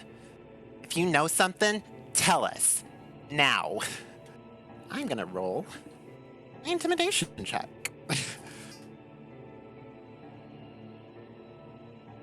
Go ahead. D20. 11. My rolls are all over the place today. Intimidating the first angel of existence. Things have gone worse before. He's simply like has a kind, warming smile, and his eyes just naturally squint and come to a shut, as if he's just holding back his laughter. He says, "We'll meet again soon." And he dissipates into nothingness.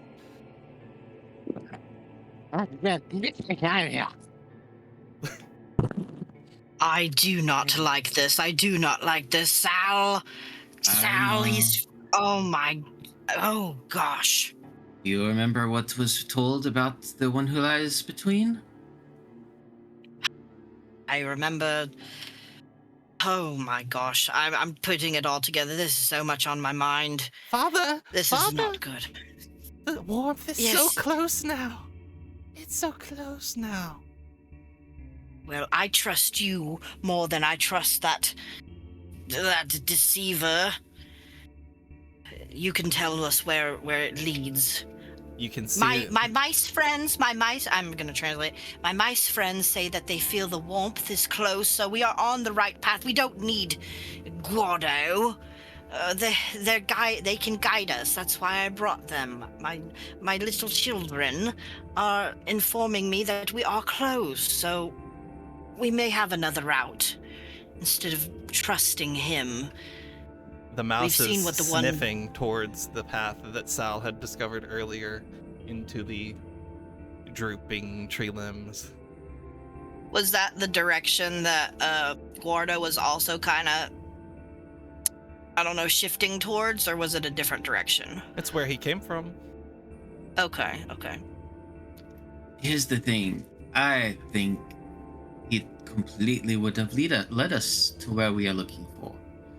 You know, what boggles my mind personally, he was here when they died and he buried them, but he also led the Fireleafs to the exact pool where they somehow disappeared. So, you know, if he was an angel and Eo, I believe Weiser said, that god, had him do his thing and then dismissed him, then why would he not be working with him again? You know, he's probably leading us straight into a sacrifice or something. Eos, Wiser whispers in your ear, tell her that he was let go from the quasi-elemental plane of ash, not welcomed back. He was banished. Eos explains this, but she's not quite sure if she's telling it entirely correctly. Okay. Let's hear what Eos says. I'm gonna push you, Eos. Well, Wiser says that they were banished and they weren't let back, and yeah, Wiser, you want to repeat that again? Oh, well, you know, Well, that that was- sounds like he's that's probably pretty much it. trying to gain favor then. He's probably trying to get back in cahoots. Wiser comes out again rather quickly this time. It's a Oh, little, well, there you are it's a now. little How uncomfortable. convenient. It's a little uncomfortable when he decides to come out this fast. It seems he's a little anxious, and it's like you're breathing out a very hard breath for a few seconds, Eos. He forms suddenly. It's like, that is Gordo. 100%. Because he Why- told us, perhaps? We knew that, yes. Why didn't you come out when I asked you? And he tries to, like, shake the mist of him, but it doesn't work. I did not want him to see me. I've met him once before. And can we He- trust him? Once I believe we could have. There's something wrong with him. Did you see that light in his eyes? I saw something. He is friends with the one who lies between. We Still know. don't know who that is. It was a bad experience out in Tandrida where we had to kill a giant spider that was sending, disease across the lands. And then there was, this orb, and I got caught in the orb, and it had to do with him, and there was chittering and darkness around me, and I was in a trance, and it was crazy. It was crazy. I can't even fully explain it, but there's so much involved. He's not good. He's not good, and if he is friends with something that is not good and unclean, then he must himself be unclean. So kidney bean. Mushroom. But Beans and mushroom just kind of vibrate curiously. She tilts her head. I think I was the one on drugs before traveling with y'all. so kidney bean, welcome to the party. Before you came along, we dealt with some kind of curse off pretty far away. They said it was spiders. It was. But there was some kind of green orb that was apparently locking people in some kind of stasis. And, well, they are still alive, but these guys were covered in dust, and it was definitely a fun incident.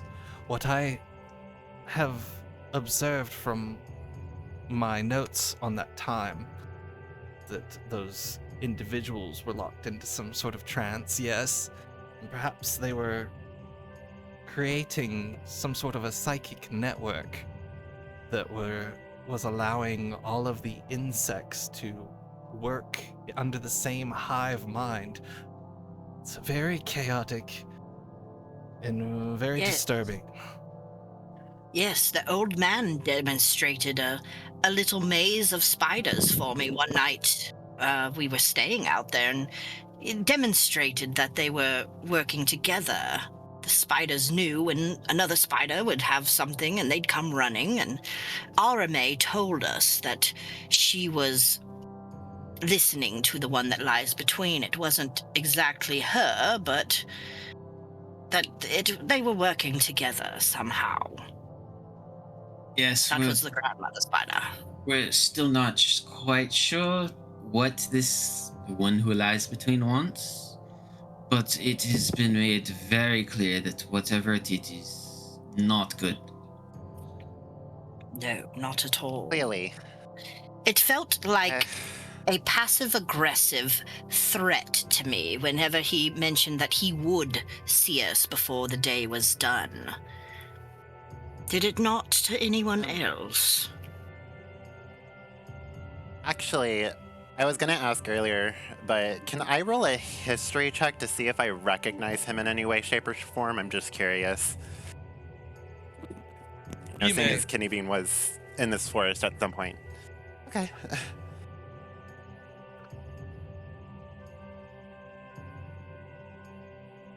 Ah, 8, no. No. The only thing that I didn't make everybody roll for this, but I'm just assuming that everybody saw a flicker of purple light in his eyes at one point. That's the only thing that would seem familiar to you. Okay. That tells me enough. Also, Weiser says, well, you have to keep in mind the last record of him being let go from Castle Dust was, well, around 970 years ago. That's a very, very long time. And it's possible he's not the same person he was back then. Especially Well- not after what happened to him. Well, if you Think recall he's what eaten these- What Go Salazar ahead. just said. Yes, what Salazar just said. The trance that they were in, they were covered in dust, and that had something to do with the one who lies between, and he was let go from the castle of dust. That seems like a correlation to me. Oh, I think them being covered in dust just because they were there for like 6 months. Well, Rowan- it seems like something to me, and I mean, it could correlate, and if he's friends... Rowan says to you, he No, used- you're right, Father. You're right. It is right. I'm right. You make a I'm good right. point. Let us go towards the warmth. My mice say that I am right, and that we should continue towards the warmth. And that is who I am trusting. I think we can all agree that the angel dude is fucked, and there's a lot of shit going on here. But yeah, standing here talking is not gonna get us anything. I say we continue on and we get out. He knows where we're at this point, and I say we continue. I feel like he's probably going to know where we're at too. Oh, great. Another peeper in a different type of form watching us. as you walk through the forest, are you going to follow that path? I'm assuming you guys are. Let's jump to it. Yeah, for now. We're gonna keep a strict eye out for any kind of movement. The Yeah, I'm going to tell my undergrowth mice to keep an eye too. is thick, but ordinary from your experiences with forests. There's brambles, certain vines that seem to naturally make loops as they grow longer that catch your ankle every once in a while, and you have to shake it loose. There's fallen logs. The usual business of a forest. It's only after a few hundred feet that the details start to feel off. You notice that something's wrong with the bird song that's naturally in the air here. It's not that it stops, but it's almost like it's off key somehow. Like it's subtly flat. And it sounds discordant and disturbing. After a few 20, 30 more feet, you see a gray squirrel watching the party pass from a low branch. It stands perfectly still for far longer than you would expect from a squirrel. It seems to make eye contact with Eos. She gets closer to it and slowly kneels down to look at it and see if it's okay. Roll an animal handling check. Her class lets her speak to animals and understand what they're saying. Mm-hmm.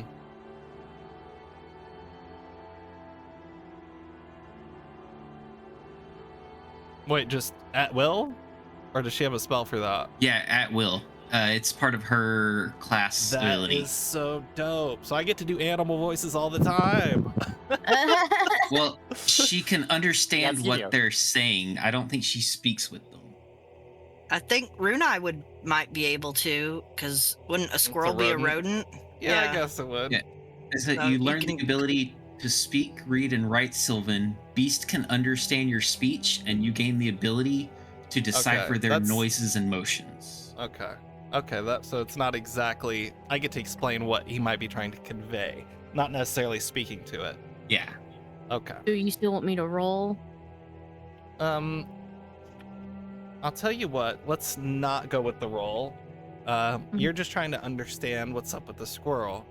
You go to reach for it, and it doesn't move until you touch it, and then it suddenly leaps into animation and tries to run off like a normal squirrel would. Are you gonna grab onto it? Yeah, I think I will. All right. In that case, let's see a simple sleight of hands check. Sleight of hand check.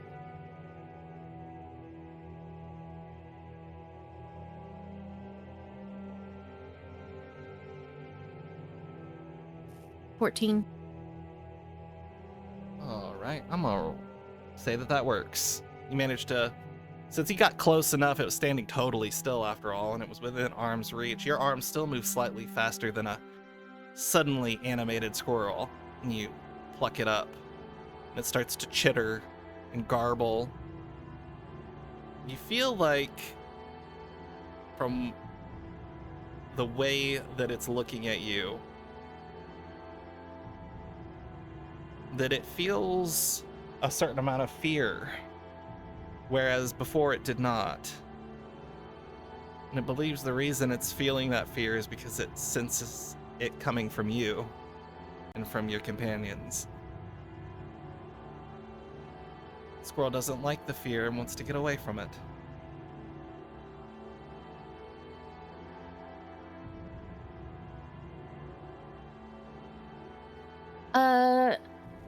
Use the spell Animal Friendship. All right.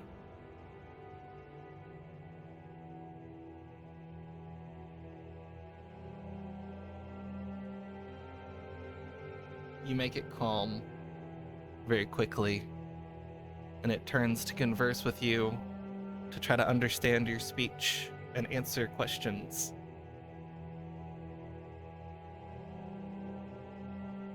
What has you so scared, little one?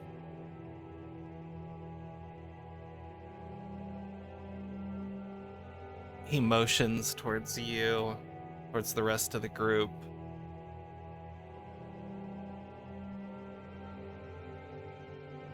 There's something here with one of us.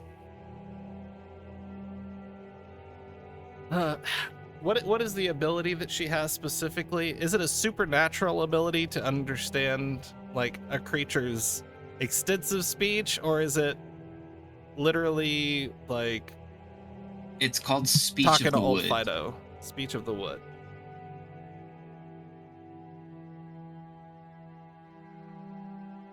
It's from her shepherd class background. Most beasts lack the intelligence to convey or understand sophisticated concepts, but a friendly beast could relay what it's seen or heard in the recent past. The ability doesn't grant you friendship with beasts, but that spell did, but you can combine the ability with gifts to curry favor with them as you would any non-player character. Oh. All right. Yeah, this is literally her bread and butter. The squirrel seems to be a little agitated, but it is charmed by you. And it makes the motion saying, like, follow me, and I'll take you to the source that is connecting us. She looks over to Runai. What do you think? Should we go? It sounds familiar to what my mice are saying. I believe it's gonna just take us the same direction we were going. Ask if it'll join us and have it right on your shoulder. It's been quite nice having a little companion as a guide. You What- can sense that what it did it will say not to you, Eos? that it will not run if you put it upon the ground. It will stay within range at least for however long the spell lasts. All right. She sits it down and she's like, all right, let's go. Let's do this. All right. By the way, animal friendship lasts the whole day, so this is your new friend for the day. All right. Good girl. Damn, I didn't realize the spell lasted that long. Yeah, that's crazy. Okay, so since you have a little squirrel guide, I'm going to say that the friendship with this thing and an understanding between you will allow you all to get an advantage on this next save. But just this next one. I am going to need... Let me double check here.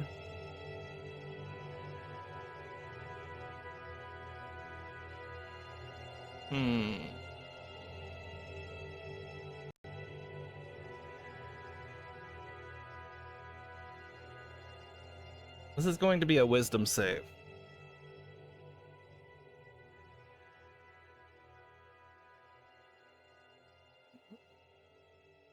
Let me know what you guys got when you got it. And it's an advantage because And you said it's the advantage? squirrel. Yes. Well, that'll be a -1 for me for my 2. Yeah. Oh my god. I'm third with my hat. Okay, you broke up just a second. Oh, I got an 11. oh, come on. 21. Woof.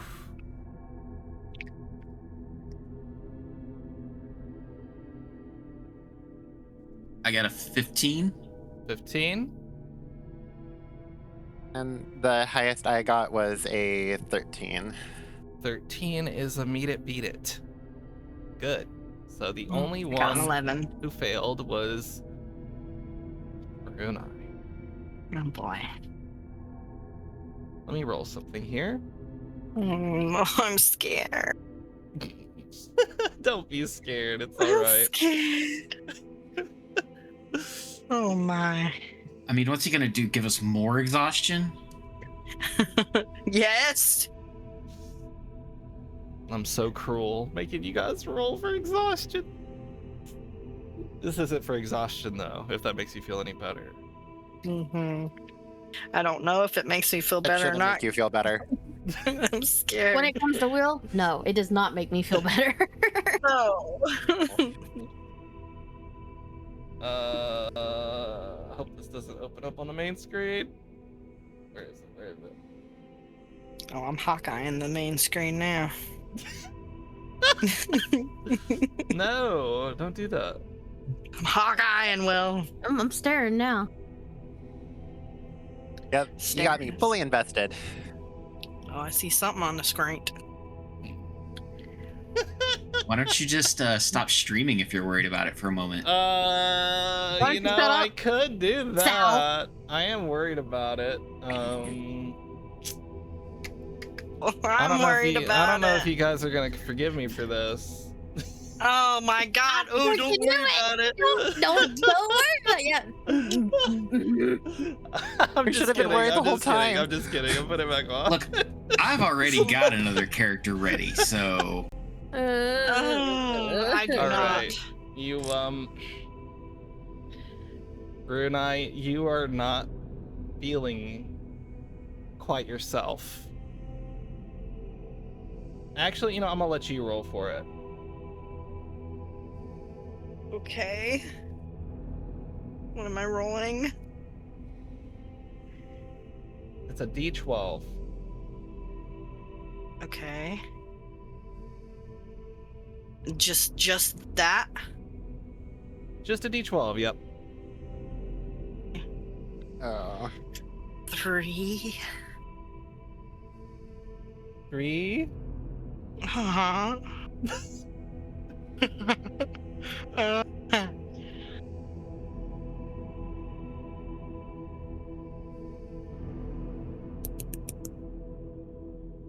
All right, we're gonna continue on.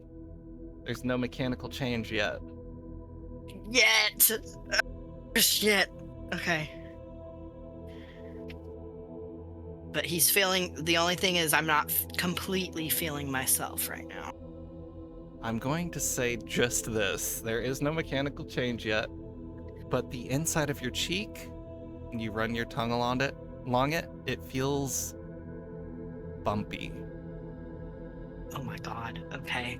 And it is a little uncomfortable, like ulcers in your mouth. Okay. You This good? is so Are evil. you This good, is so Brunei? evil.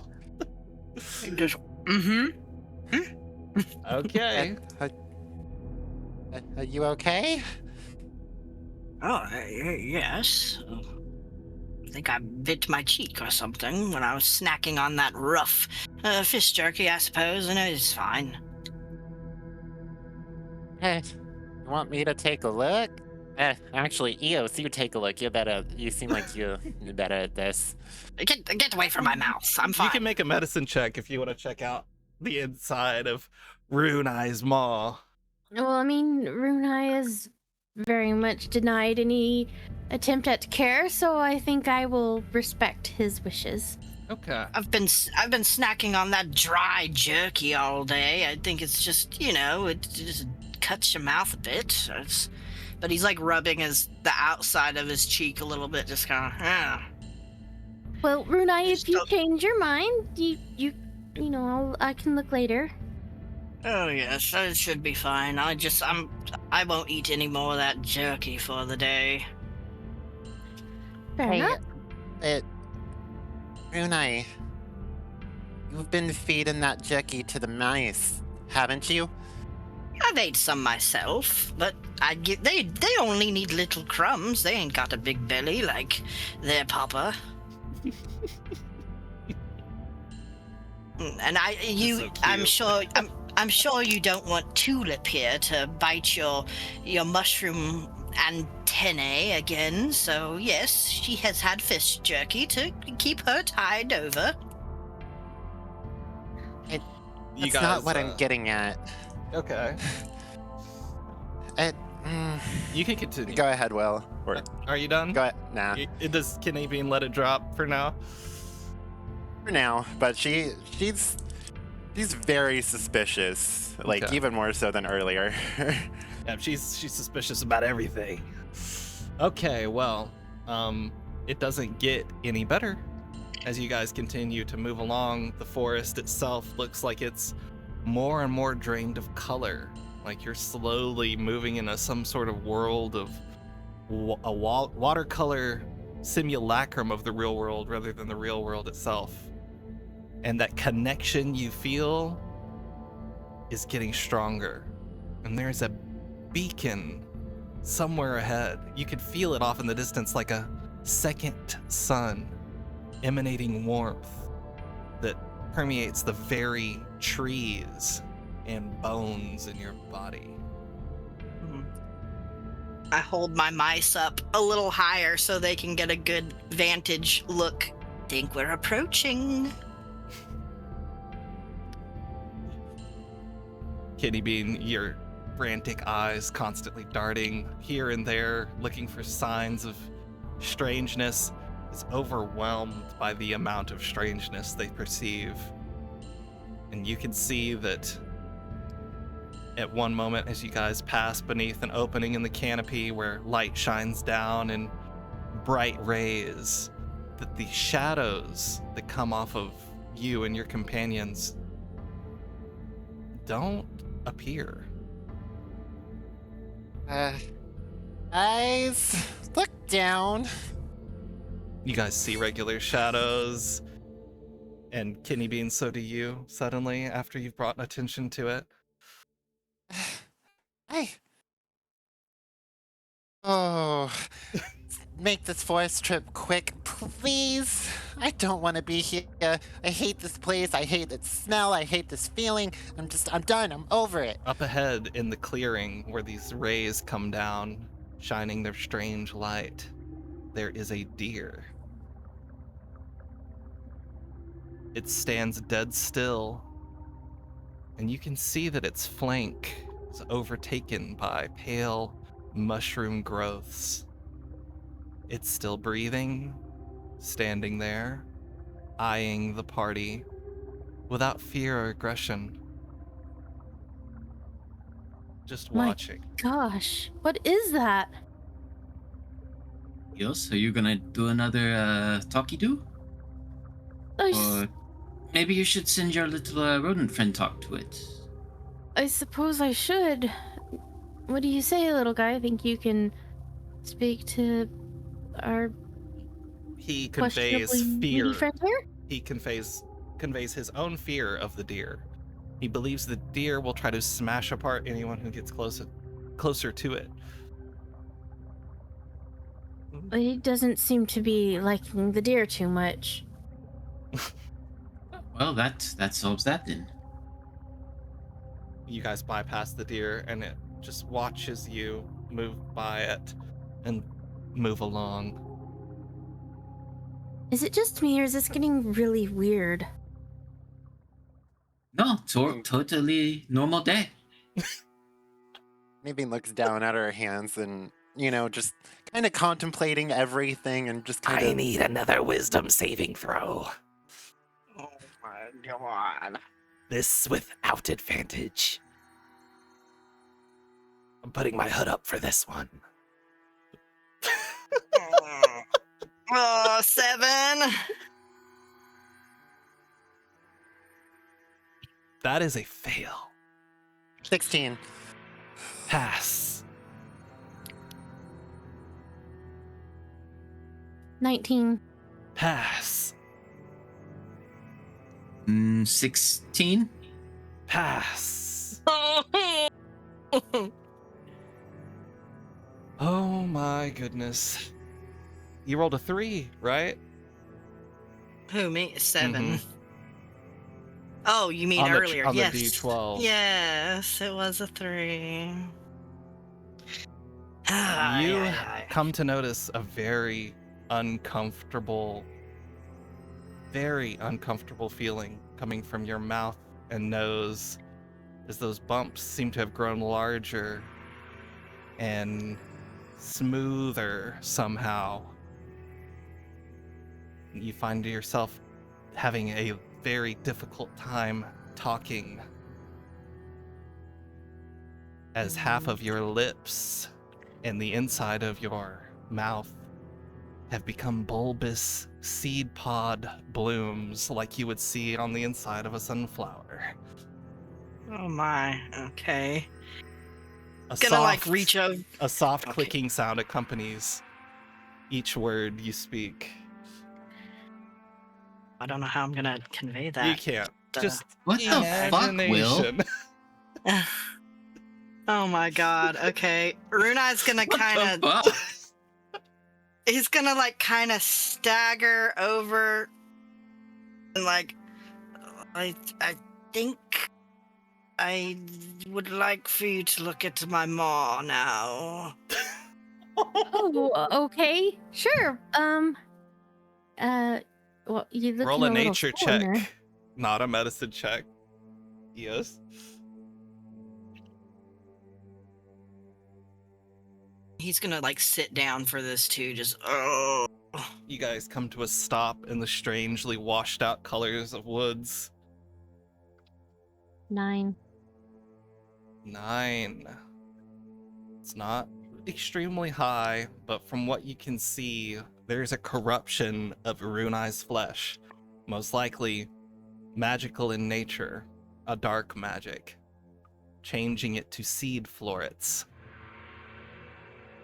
What on earth is this? I've never seen anything like it before. As you go to examine it a little closer, one of the seeds pops off into your hand. Ugh, that's so gross. She is staring at it very concerned. I know mine's not the highest, but would I also be able to just, see if I can see anything? Yeah, you can roll a nature check. Kidney bean, look, you Or, know this forest. To be honest, you What's could do an happening? arcane check with this too, I suppose. Tell me, Runai, does it hurt? Yeah. Nat 20 for 21. Oh, fuck There yeah. we go. You've seen this before. It is a corruption of the flesh. If this goes unchecked, she will become closer and closer with the surrounding forest and the creatures in the forest until she's no longer Brunei anymore. Oh, bloody fucking hell. You're gonna die. That's all she says. You know, Yeah. it's not the first time we've been told that before. Not in the traditional sense, though. Okay, look. Listen. You are cursed. This forest is altering you to make it closer to itself. That one feeling we're feeling, that existentialness, that's from the forest. And that forest is corrupting you to make it a part of itself. But it may Well- not be the forest, but that beacon of warmth coming from up ahead. I'll give that to you for the natural 20, because you feel a corrupting power from it. Not kindness, not friendliness, but alluredness. Like an know, anglerfish's light. I hate to say it, but again, it wouldn't be the first time we've been told this. Hey, no, this isn't. Papa, This isn't. what's wrong with your lip, Papa? I'm trying to figure it out. Could I? Would a healing elixir help? Or probably not for a curse. You've taken no HP damage. No, it would not help. Restoration magic would help. Does it hurt right now, Runai? Yes, it feels disgusting too. It's like it's hard and Finally- it's painful. Finally, Kidney Bean, you know that if whatever source of this isn't either destroyed or gotten away from, he, Runai, will not be doing very well after nightfall. It's not the Well- forest. It's not. Can we just cut it off? Let Kidney Bean speak. What'd she say? It's not the forest. Okay, look, where we're going, strong corruption. Very, very strong. The only way we're gonna deal with this, is either A, restoration magic, or we destroy the source. There is no in between. You can't cut this off. You can't, magically make this disappear. Not in the traditional sense, anyway. This has to be dealt with. Now and quickly. What if I cut some of it off and he swoops his tail dagger around and starts cutting the hard seeds, plucking the hard seeds out, trying Maybe to it's just. gonna. Maybe it's gonna grab his tail. You'll make it worse. Please. Get it off. They don't call us curse breakers for nothing. We must break it. I hate it. Runai, take Yeah. 1 damage. Okay. Here. Just because I had to listen to that. I pull out the strong alcohol that Sal bought and hand it to him. Take a swig of this. It will numb it a little bit, but it's also really nasty. Anything that may help, please. And he takes a huge swig. You guys cannot help but feel like the longer you guys stay seated here trying to help Runai, the worse it's going to be for everyone. Let's go destroy this goddamn thing quickly and get the hell out of here. Yeah, long story short, we got to go. We've been in this situation, so Let's go fix it again, boys and girls. Well, time to go find us a big bad Betty. It's not. It's not something that's. Okay. Let's go. Yeah, keep an eye out for a big green orb. If you see it, break it right away. Sal. Uh-huh. Sal, Eh? in the next few minutes, you hear Feya calling your name. It's coming from the source of the beacon up ahead. He stops dead. Sal? Daddy? Echoing off of the trees from far ahead, it's unmistakably your daughter.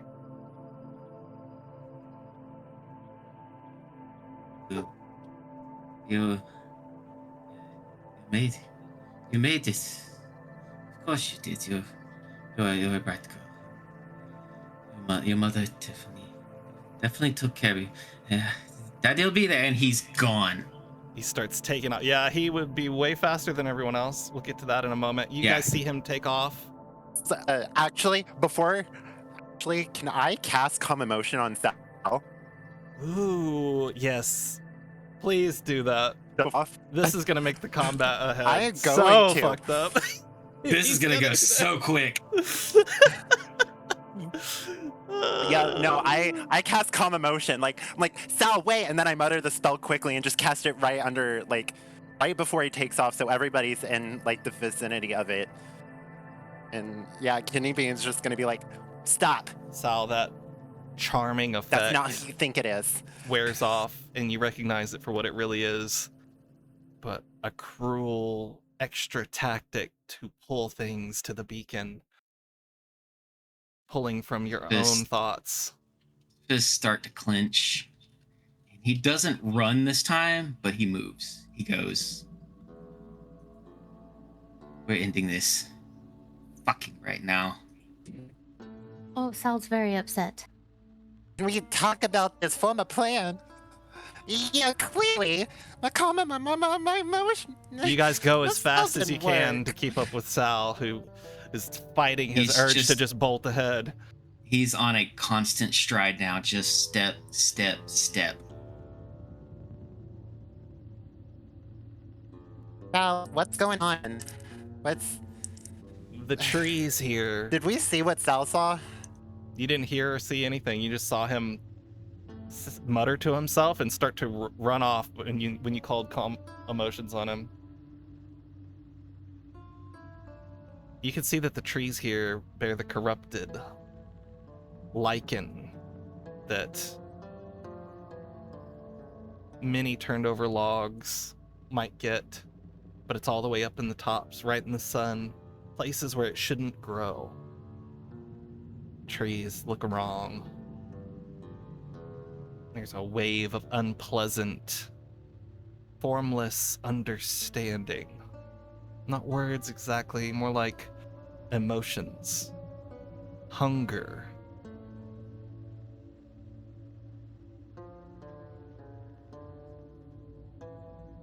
Recommend a minor. Yeah. I'm gonna say this.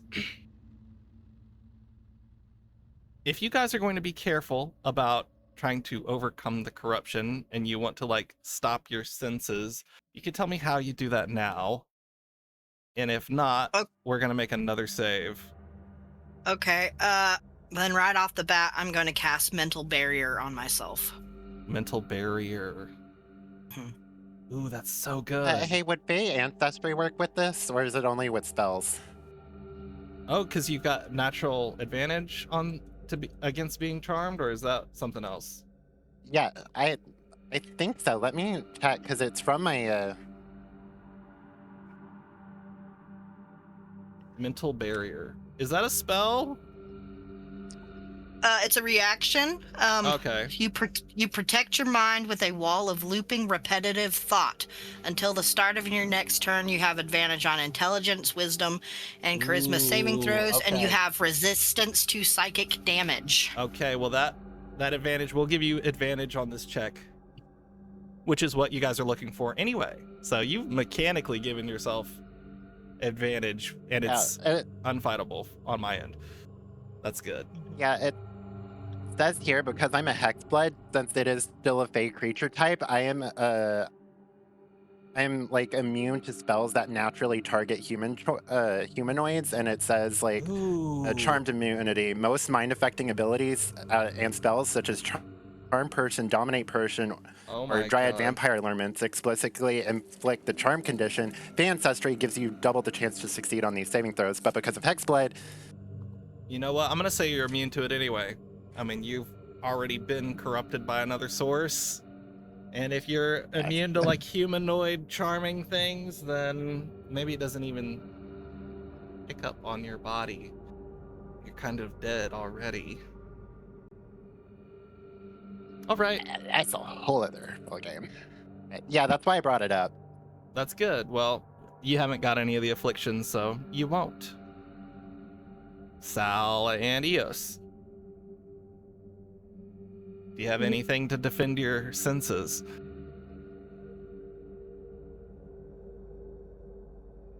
I think for Sal, aside from that straightforward, just direct line to what he's only caring about right now, he would probably have that strong alcohol out and just take a big drink of it. That's what I was hoping you would do. Okay, so you're gonna get That's drunk. gonna be his. Yes, he is. No cup, just full on All right. drink.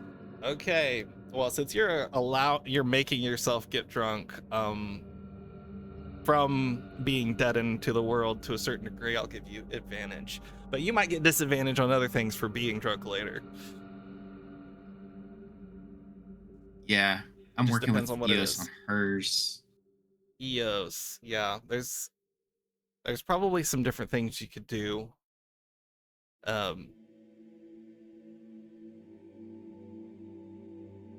Eos, from within your mind, you would hear Wiser during these moments of stress speak to you. He says, I could try to defend your mind from these onslaughts.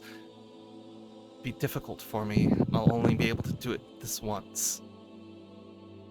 We gotta try. Okay. He will allow you to have advantage on this next save. So everybody but Kidney Bean, give me an advantage wisdom saving throw. What are my numbers? That would be.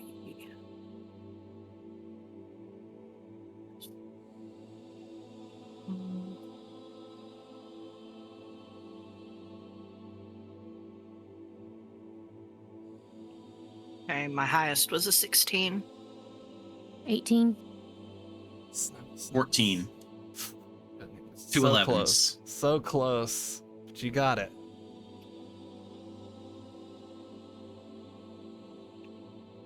That's perfect. You guys managed to shake off these escalating emanations coming from ahead and all around you. It's definitely difficult. It's like walking through a deep part of the ocean. It's just pressure all around your body, but it's mental at the same time. There's nothing physically impeding you. You're able to move, but your body just doesn't want to. But you fight through, and you manage to continue on the path. This will be the last one before the finale. The forest finally goes fully silent. You don't hear any birds, or insects, or wind. The trees' leaves do not move. Up ahead, you see a 16-foot pillar and a stone-like orb visible through the trees, and a clearing around it, and what might be the flickering reflections of light off of a pool. Gordo is standing beside the pillar, waiting, smiling, calmly. And I gotta open up Tailspire for this. Oh, shit. I knew there was something off about him the moment his name was brought up. Ugh. Word. Let's get you guys up in here. Eos, Kidney Bean, Sal, Runai. Beautiful.